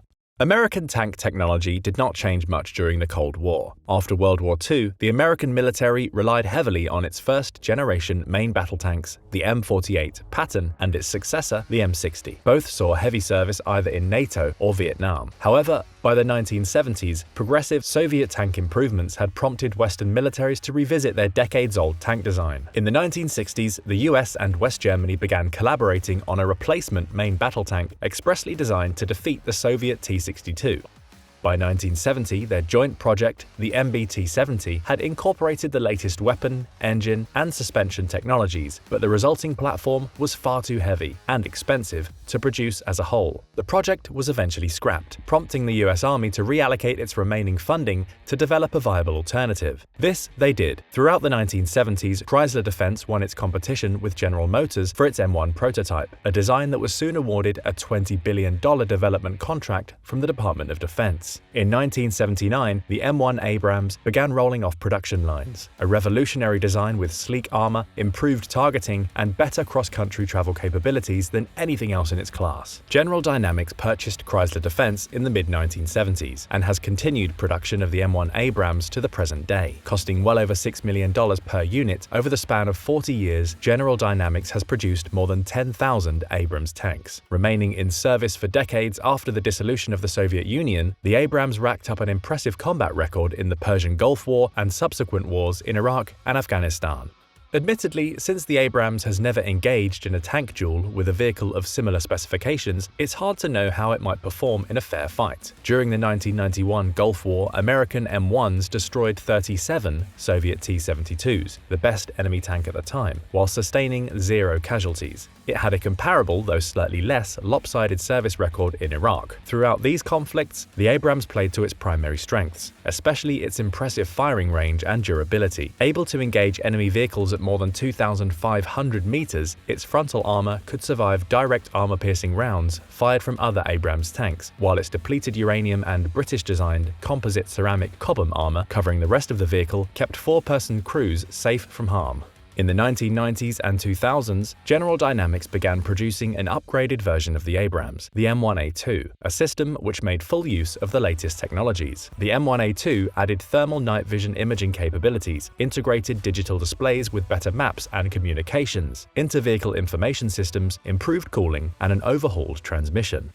Starting last year, 2021, the US Army finally began retiring the M1A1 Abrams from service. While the M1A1 is set to become a relic of a bygone era, the US military anticipates keeping its successor, the M1A2, in the ranks until well past 2050, a remarkable testament to the resilience and modularity of the Abrams' main battle tank design. But wait, if upgraded M1A1-2 Abrams are forecasted to remain in service for at least 3 more decades, why announce the AbramsX? Well, as the popular song goes, the times, they are a-changing. With the pace of technological change now moving faster than ever, militaries are beginning to unveil the next generation of smart tanks, ones that shoot, move, and communicate on a different plane than their predecessors. The AbramsX is still firmly riding the future war hype train, so we shouldn't get too carried away envisioning its potential role in the American Army of the future. The demonstrator version that debuted on the show floor last October looks like it will capitalize on cutting-edge computer processing, AI, and drone integration technologies, but it will still have to undergo plenty of tests before it's approved for manufacture. Before the AbramsX enters the battlefield, we'll continue to see the current production version of the Abrams tank, the M1A2 System Enhancement Package (SEP) version 3, and its successor currently in development, the M1A2 SEP version 4, for decades to come. So when it finally does enter service, where might the AbramsX diverge from its predecessors? Bristling with a full suite of fancy electronic systems, the AbramsX addresses the 2 biggest complaints leveled at the M1A2: its weight and power. The current Abrams variation weighs in at a whopping 73.6 tons, a number that started at around 60 tons in the first Abrams variant but grew more cumbersome with each successive upgrade. Because of its weight, the Abrams devours an astonishing amount of fuel, 10 gallons just to start the engine, close to 2 gallons per mile, and up to 10 gallons per mile when idling. When you factor in how difficult it is to transport heavy vehicles around the globe and resupply them with that much fuel, shrinking the Abrams' logistical footprint seems like a no-brainer. Carving off the excessive weight, the AbramsX comes in at 60 tons, a feat achieved by moving the crew out of the main turret forward in the tank's hull, adding an autoloader for the main gun, and removing the turret's heavy armor. Some tankies might see the loss of a crew member as a possible weakness in the AbramsX. Sure, the autoloader is nice, but having an extra crew member on board can be a blessing, not a curse. Yes, there's less space, but the extra crew members can help operate secondary and tertiary weapons systems, help repair broken parts, fly drones, deploy countermeasures, or, the far more useful benefit, get chow for the others. Just in case the AbramsX autoloader systems do somehow break down, it's nice to have redundancy. On the subject of the autoloader, we know what you're probably thinking. What about all those Russian T-72s and T-80s in Ukraine whose autoloader turrets give NASA spaceships a run for their money? Don't they just get blown into orbit when they're hit by anti-tank missiles? Won't the AbramsX run into similar problems? It's a fair question. General Dynamics claims that it won't, keeping the Abrams' original ammo storage design, one that relies on a sealed ammunition compartment behind the main turret with blast doors that open only momentarily when loading around. It will avoid the pitfalls of the Russian autoloader variants, which stores their ammo cyclically underneath the turret. With its lighter footprint, the AbramsX draws more from its power plant by replacing the original Abrams turbine engine with a diesel hybrid electric system. Operating in parallel with an advanced Cummins diesel engine, the main power source, a high-powered electric generator provides up to 50% fuel savings over the long run, enabling crews to engage quiet mode on stationary operations without starting the main engine. These batteries also provide a helpful option for exporting power to adjacent units. Apart from these improvements where the AbramsX shines in its upgradability, the AbramsX is fully modular, making use of the Catalyst Next Generation Electronic Architecture (NGEA) that relies heavily on AI for target identification and acquisition, land navigation and path planning, and next-generation situational awareness. The three-man crew is surrounded by a digital interface that offers far more visibility than its predecessors. Their vision gets amplified as crews control adjacent UAVs, robotic ground vehicles, and switchblade drones from the comfort of their bucket seat recliners. The NGEA is fully upgradable as new systems are developed, giving AbramsX space to grow into new roles as battlefield technology evolves. The AbramsX boasts even more lethality than current Abrams models. Even though it retains its original 1200mm main gun, it replaces the traditional 50 caliber turret-mounted exterior machine gun with a fully remote 30mm chain gun. In effect, this transforms the Abrams secondary weapon from an anti-personnel, human-fired machine gun into essentially an M1 Bradley in miniature, one capable of engaging soft and lightly armored targets using programmable airburst munitions. This General Dynamics claim will serve as a better response to anti-tank teams, while its trophy radar-guided active protective system (APS), basically a robotic shotgun, can shoot down incoming missiles and drones.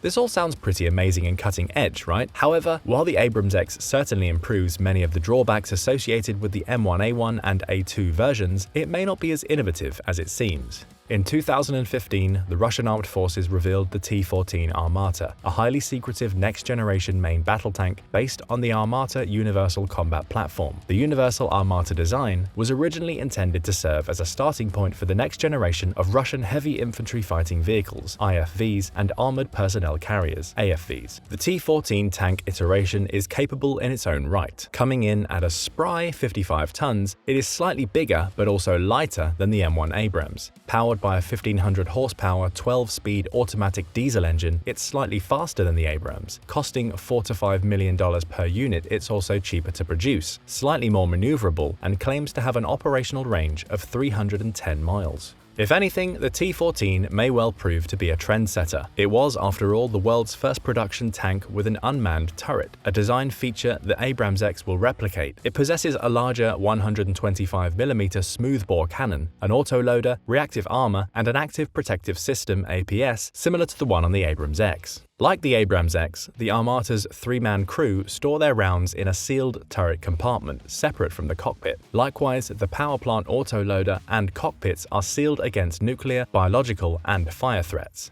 The T-14 also has a merged engine transmission unit that can be swapped in 30 minutes in the field, and future variants may be equipped with a massive 152mm gun which can fire guided missiles capable of shattering armor twice as thick as the Abrams. When it was first announced, the T-14 set the Western world into a frenzy. Could the existing M1A2 Abrams variants hold its weight against the latest Russian main battle tank? On paper at least, it was close. They had similar armament, top speeds, and armor. With its isolated crew compartment, the T-14 may have been able to better protect its operators. It had marginally better range, muzzle energy, fuel efficiency, and maintenance potential, but the robust 40-year-old Abrams design with its modern upgrades would almost certainly hold its own in a firefight, which did not bode well for Russia, since by the time they announced the T-14, there were already 10,000 operable Abrams produced and in use around the world. As it turned out, there wasn't much to worry about. Despite plans to acquire 2,300 T-14 tanks by 2025, there are still virtually no Armatas in use throughout the Russian armed forces. As the Armata program was beset by production issues, financial problems, and trial delays, its initial acquisition was scaled back to just 100 experimental vehicles, a number that Russia has fallen well short of reaching. Today, it's unknown just how many Armata tanks are either in production or being tested by the Russian armed forces, with some estimates claiming a mere 20 pre-production units were actually delivered. Can this tank actually be mass-produced, as the Abrams has been? The jury is still out. There are many other unknowns surrounding the project, whether it actually has participated in wargames or live-fire events, whether the 50-ton tank could actually achieve the same level of survivability as the sturdier Abrams, or whether its autoloader system is as reliable as claimed. With the AbramsX incorporating and surpassing many of the design features introduced by the Armata, it would certainly be favored in a one-on-one duel. The fact that the existing Abrams is a time-tested, battle-proven main battle tank, a formidable base platform that will be continually improved upon and upgraded through 2050 is a huge mark in its favor. Already capable of matching up against the T-14 Armata, the fact remains that the price of upgrading existing and already manufactured M1A2s with the next generation technology is far cheaper than producing a new T-14, something Russia can't even dream of as the economic and military consequences of its ill-planned invasion of Ukraine mount. So, could the AbramsX destroy the Russian T-14 Armata? In the end, the accuracy of rangefinders, high-fidelity sensors, and computer targeting would most likely determine the outcome of this tank duel. As one commentator noted, small differences in lethality will likely matter less if one tank is able to see the other, while the other cannot detect at similar ranges. The tank that can find, target, and hit the other one from longer range is likely to prevail in any kind of war engagement. The true difference maker, however, in a fight between the AbramsX and the T-14 Armata would likely not be the tank's technology, armament, or munitions, but in the quality of the crew. This is where the AbramsX, or any modern Abrams model for that matter, would truly shine. Operated by competent, well-trained crews with effective NCOs, something the Russians no longer have, tanks are only as good as the humans inside of them. With a strong emphasis on combined and joint operations, American tank crews would almost certainly benefit from air superiority, better intelligence, and integration with remote assets, not to mention far greater interoperability with their global allies and partners.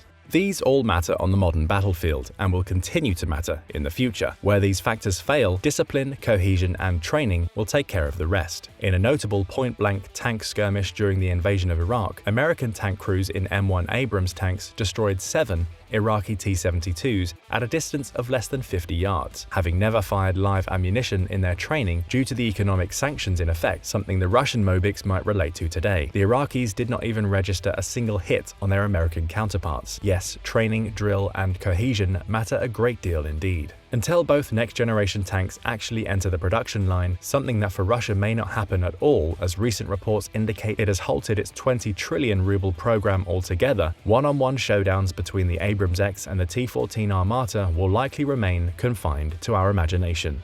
But if you had to pick one, who would you go with? Let us know in the comments, and don't forget to subscribe for more military analysis from military experts. Trench warfare is utterly terrifying. Whether it's World War I or the ongoing conflict in Ukraine. Crouching knee-deep in mud, waiting breathlessly for the next barrage of shells to come flying in, and then suddenly being ordered by your commanding officers to go over the top. It's the epitome of one's worst nightmare, and it only gets worse. Today, we add to this a new form of wide-eyed, high-definition horror as soldiers who once felt protected by their trenches look up into the sky, only to find a cheap Chinese-made drone release the munition that will, a few seconds hence, end their life. This is trench warfare in a nutshell. A blended mixture of old and new terrors frontline forces in Ukraine are subjected to day in, day out. But we're not here to make generalizations, it's time to delve into reality. Join us today as we take you into the Ukrainian trenches to experience what it's really like to wage this gruesome form of fighting. It's the height of summer 2023 and you are a Russian soldier posted to a newly formed unit defending a stretch of trenches just south of the eviscerated cityscape of Bakhmut. Pressure on your position has been increasing of late. The long-awaited Ukrainian counter-offensive has been picking up steam elsewhere, according to reports filtering down to your immediate superior. Lately, things have been manageable in your sector, until today. For 2 weeks, you have lived the life of a subterranean mole.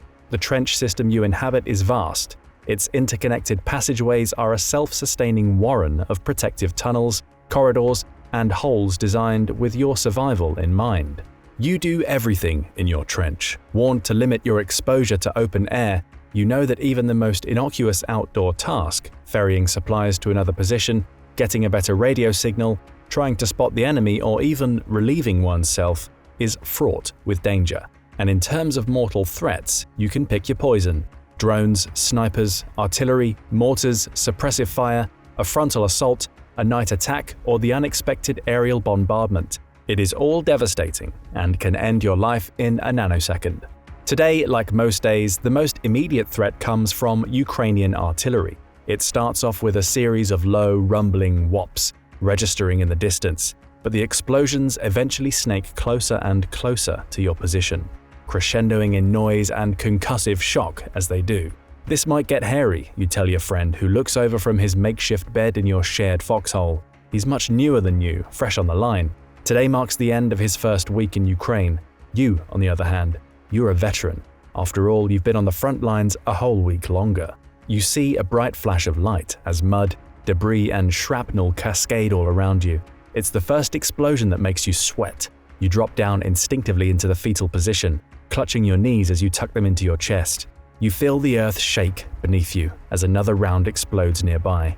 Soon, the percussive impact lessens, the noise diminishes.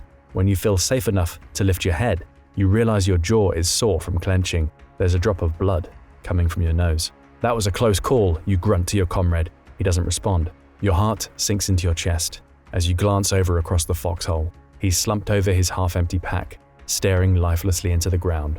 In the span of 1 week, you had both escaped death twice. Deep down, the way things were, you knew it was asking too much to hope both of you might survive a third, death-defying ordeal. Fate doesn't work like that in Ukraine. No, here the margins are slim, and prospects for emerging from the trenches in one piece are grim for Russian conscripts at the front. Someone is bound to get hit. Today, you're simply grateful it wasn't you. Mortar rounds begin to fall outside your foxhole. There's no time to mourn or bury the dead. You hunker down, hoping your own artillery can counter and silence the Ukrainian units causing such devastation to your trench network. It doesn't. Another day goes by, and you curse Moscow for your side's munition shortages and the laxity with which you were trained for this type of warfare. 2 days go by, and the shelling barely lets up for more than an hour or two. By the third day, you've had enough. Around 3 a.m., the front quiets down. You try to sleep, but you're haunted by the stiff, silent, unmoving body of your fallen friend. 4 hours later, another explosion snaps you from your light sleep. Disorientated and dazed, you hear shooting and more shelling, and soon notice that a crater has replaced the logs which previously covered the entrance to your foxhole. Now it's just you in the open air. There's no point sticking around. Now's your chance. You take it. Dropping your rifle, you sprint to the open, vaulting over craters and bodies blown to pieces by incessant shelling. You dive into another foxhole. Only then do you hear the low rumble of a vehicle idling nearby. Is it friendly? Is it Ukrainian? You wait, unable to make out more than an outline in the fog. The voices of Ukrainian soldiers dispel your doubts. You barely have time to process what to do next. Before you can react, 2 grenades land with a clink nearby. You hug the dirt at the base of your foxhole, and shrapnel from the blast whizzes overhead. You're surrounded, and know that if you stand, you'll be executed. If you stay, you'll probably die too. Maybe it wouldn't hurt as much if you just decided to accept your fate and lay there inert. For a split second, you contemplate turning your own rifle on yourself and ending your life. The Ukrainians appear over the lip of your foxhole, shouting at you from the other end of their smoking M4s. You're not dead. You raise your hands. You can hardly believe your luck. Within the hour, you are blindfolded and loaded into the back of a Ukrainian BMP, headed somewhere safe. You begin to sob silently an hour later when at a makeshift jail a Ukrainian officer of the 3rd Assault Brigade offers you and 7 other Russian prisoners a cigarette.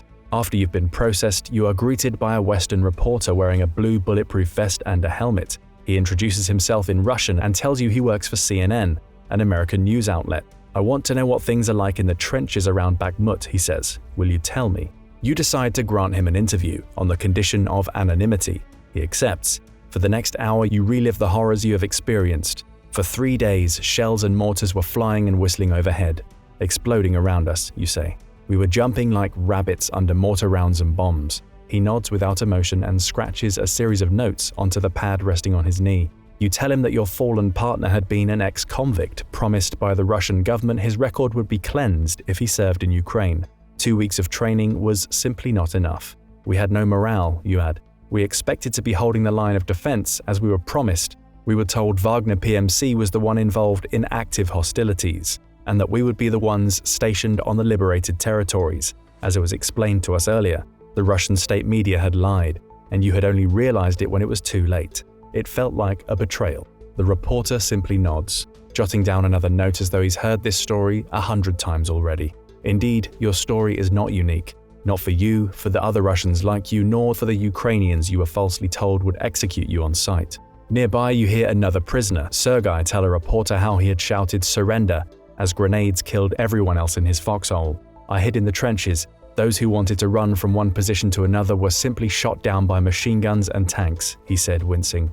"Our artillery, as usual, did not work." Then ours tried Grad rocket launchers, but they kept missing. Then I heard the Ukrainians approaching us. I started shouting, "We surrender!" Then they threw a grenade at us. I felt it cut my hand. They asked me who I am, and I said that I am Russian and that I surrender. I started to get up, and a second grenade arrived. I managed to crawl halfway out of the trench in a second. I was lucky, twice, that I wasn't killed by the grenade, and that I surrendered as a prisoner. Sergei's is yet another personal episode of thousands playing out each and every day. Trench warfare is nothing new in the history of human conflict. Caesar's legions relied on entrenchments and ramparts in their siege of Gaul 2,000 years ago. In the 15th and 16th centuries, new artillery fortresses could only be reduced by extended sieges and supply strangulation enacted by trenches dug closer and closer to the erstwhile attackers. Over time, these tactics gained traction as French engineers perfected the art of siegecraft in the 17th century. Eventually, improved firepower and industrialized warfare forced vulnerable armies underground. By late 1914, trench warfare became enshrined as doctrine, when the bloody stalemate on the Western Front inspired the creation of multiple, self-reinforcing trench networks to blunt frontal attacks and protect hard-earned territory. The defensive dogma would continue well through the Great War until greater concentrations of coordinated air power, armor, and artillery were used to break the deadlock and reintroduce a semblance of mobility to the battlefield. Today in Ukraine, it feels like a redux of the trench-infused carnage of World War I. Similarities, on the surface at least, are striking. The structures of trenches today and those 100 years ago are incredibly alike. There are frontline dugouts, labyrinthine underground tunnels, and close-in peepholes looking out into no man's land, all supported by wooden beams holding back earthen walls and ceilings. There are makeshift command posts, first aid stations, hospitals, kitchens, latrines, and more. Men in forward observation posts must keep away from crude openings for fear of snipers. They keep eyes on their enemy by use of binocular periscopes. Time-tested landline connections and old-school rotary phones are often more reliable in this harsh environment than GPS, which enemies can jam, and radio signals, which can be easily intercepted. Cell phones are banned on the front. More than once, hackers have triangulated and destroyed high-profile concentrations of enemy units using their roaming signals, which automatically connected to Ukraine's cellular network via the closest cell towers. Experts, however, are warning that most comparisons to World War I are overstated. The scale of artillery being fired in Ukraine, for one, is simply dwarfed by the artillery duels of World War I, despite the devastation we've seen. The trenches themselves are far cruder than those intricate networks which wound across the Western Front from 1914 to 18. Troop density, too, is far less. During the Somme offensive of 1916, there was an average of almost 10,000 troops per mile on each side. In Ukraine today, there are around 700 troops per mile. Still, the precedent is there, and trench warfare is a style of fighting few had on their bingo cards in February 2022, especially in an era of precision-guided munitions, advanced tanks and infantry fighting vehicles, drones, night vision, and other highly modernized combat systems. The rationale for falling back on trench warfare in Ukraine is the same as it was a century ago. Trenches shield and protect their occupants. They camouflage you in relatively flat terrain, which Ukraine possesses in abundance. They enable you to withstand more and defend far easier, precisely what the Russians needed after the shock dual losses of Kharkiv and Kherson last year.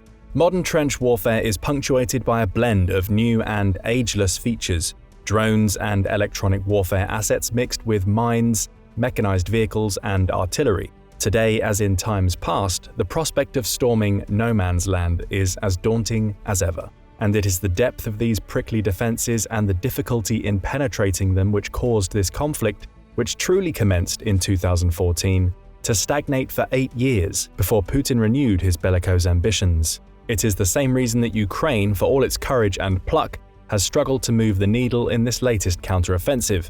Russia simply had the time and the resources to double down on the land it seized in 2022. Undoing that has been a Herculean task for Zelensky's legions. So how do you storm a trench in 2023? It is a question which has been at the forefront of Ukraine's offensive operations for a year now, and one which, since 2014, they pondered until now, lacking resources to offer up a realistic answer. And the answer is painfully simple: to advance. There is no other option but to storm and dislodge the enemy from their entrenched positions. For decades, the Soviets approached this timeless question with a brutal brand of tactics which Putin's forces have inherited. It is known as reconnaissance by combat, and essentially means sending soldiers over the top as bait, waiting for them to get shot at, and then sending in another wave of forces armed, hopefully, with the newly gleaned data of where the enemy is hiding.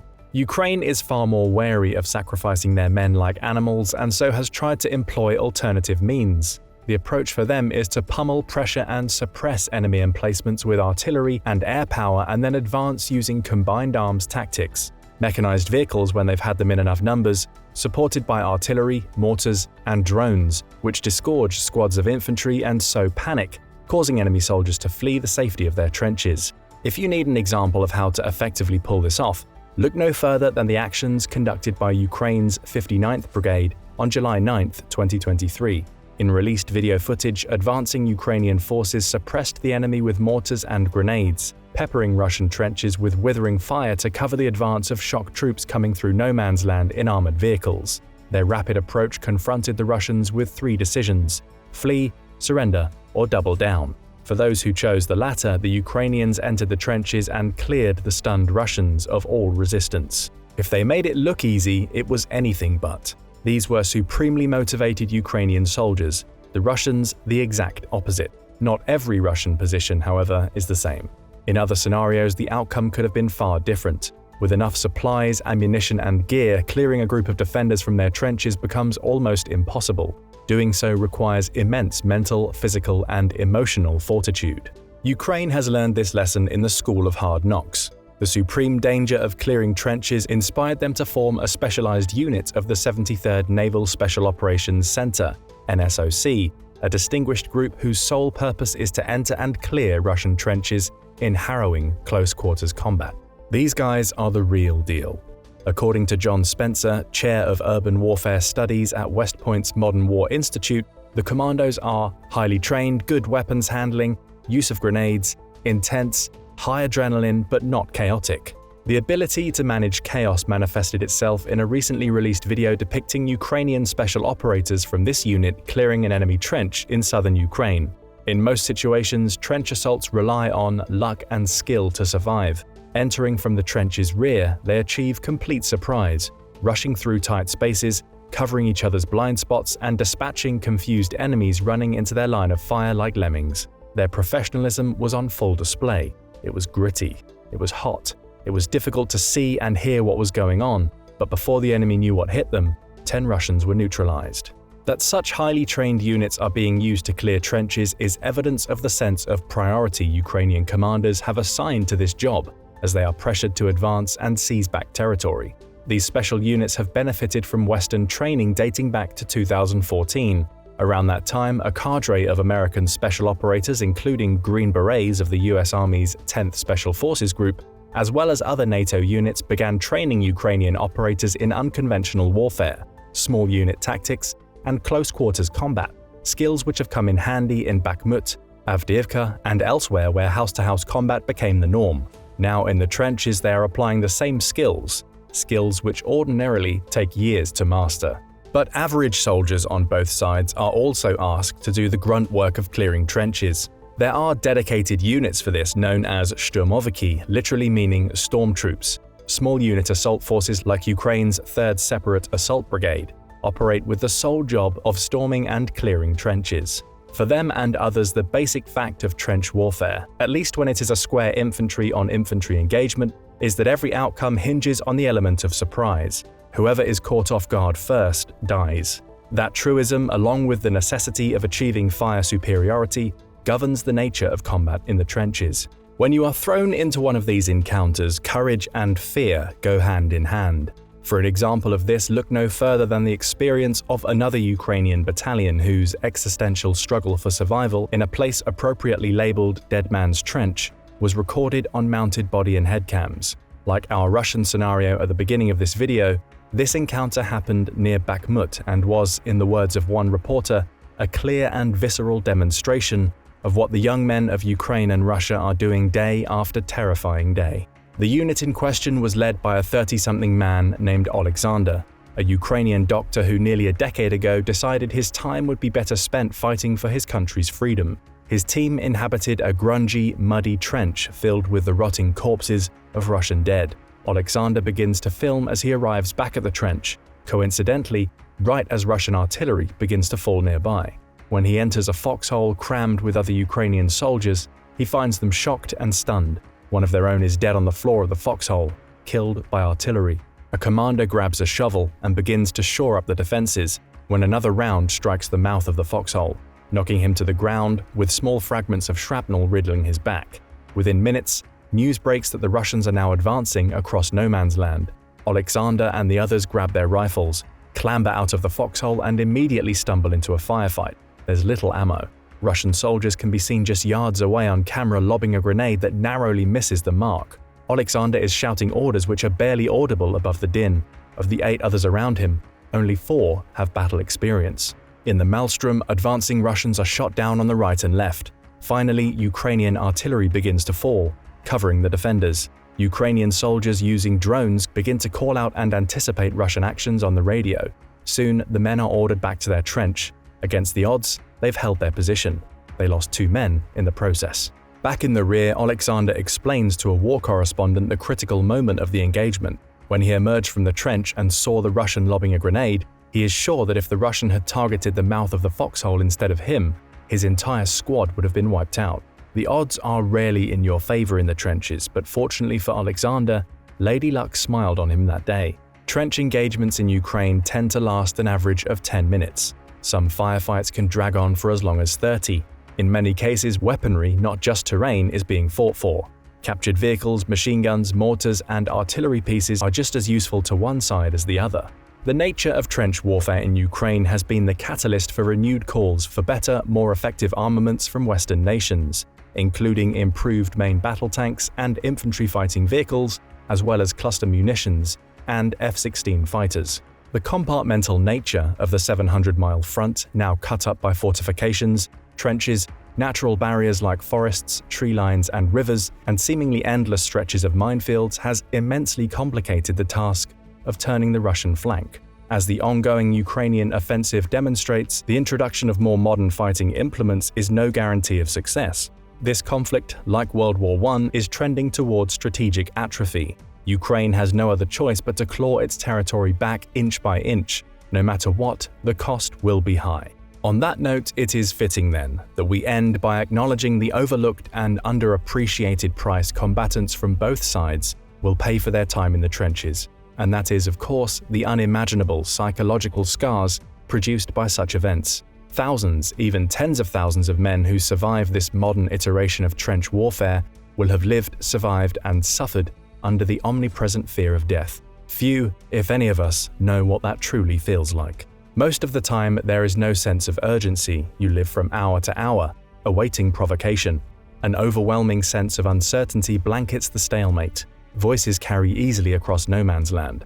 Everyone is afraid, one Ukrainian noted. We are afraid and the Russians are afraid of us. Moments of tension, apprehension, and anxiety punctuate otherwise empty hours. Signs of movement send chills down the spine. The ones who are not afraid are fools, the Ukrainian soldier adds. We are all afraid. Once you've experienced this, without proper treatment, there is simply no place of comfort left in the world. There will always be the threat of death, even in places where to others it may feel completely safe. The real price of trench warfare, then, is a psychological one. Living day in, day out in this soul-sapping environment without a lull or proper break, you cannot lose focus for even a second. You rely entirely on your comrades for safety and support, yet once the shelling starts, once you go over the top, you can only hear the pounding of your own heart. One journalist put it best. Although no man's land is measured in yards or miles, the gulf between life and death is never more distant than a few inches or seconds. Such is the reality of trench warfare. What surprised you most about today's video? Is there any other specific part of the Ukraine conflict you'd like us to talk about next? Let us know in the comments and don't forget to subscribe for more military analysis from military experts.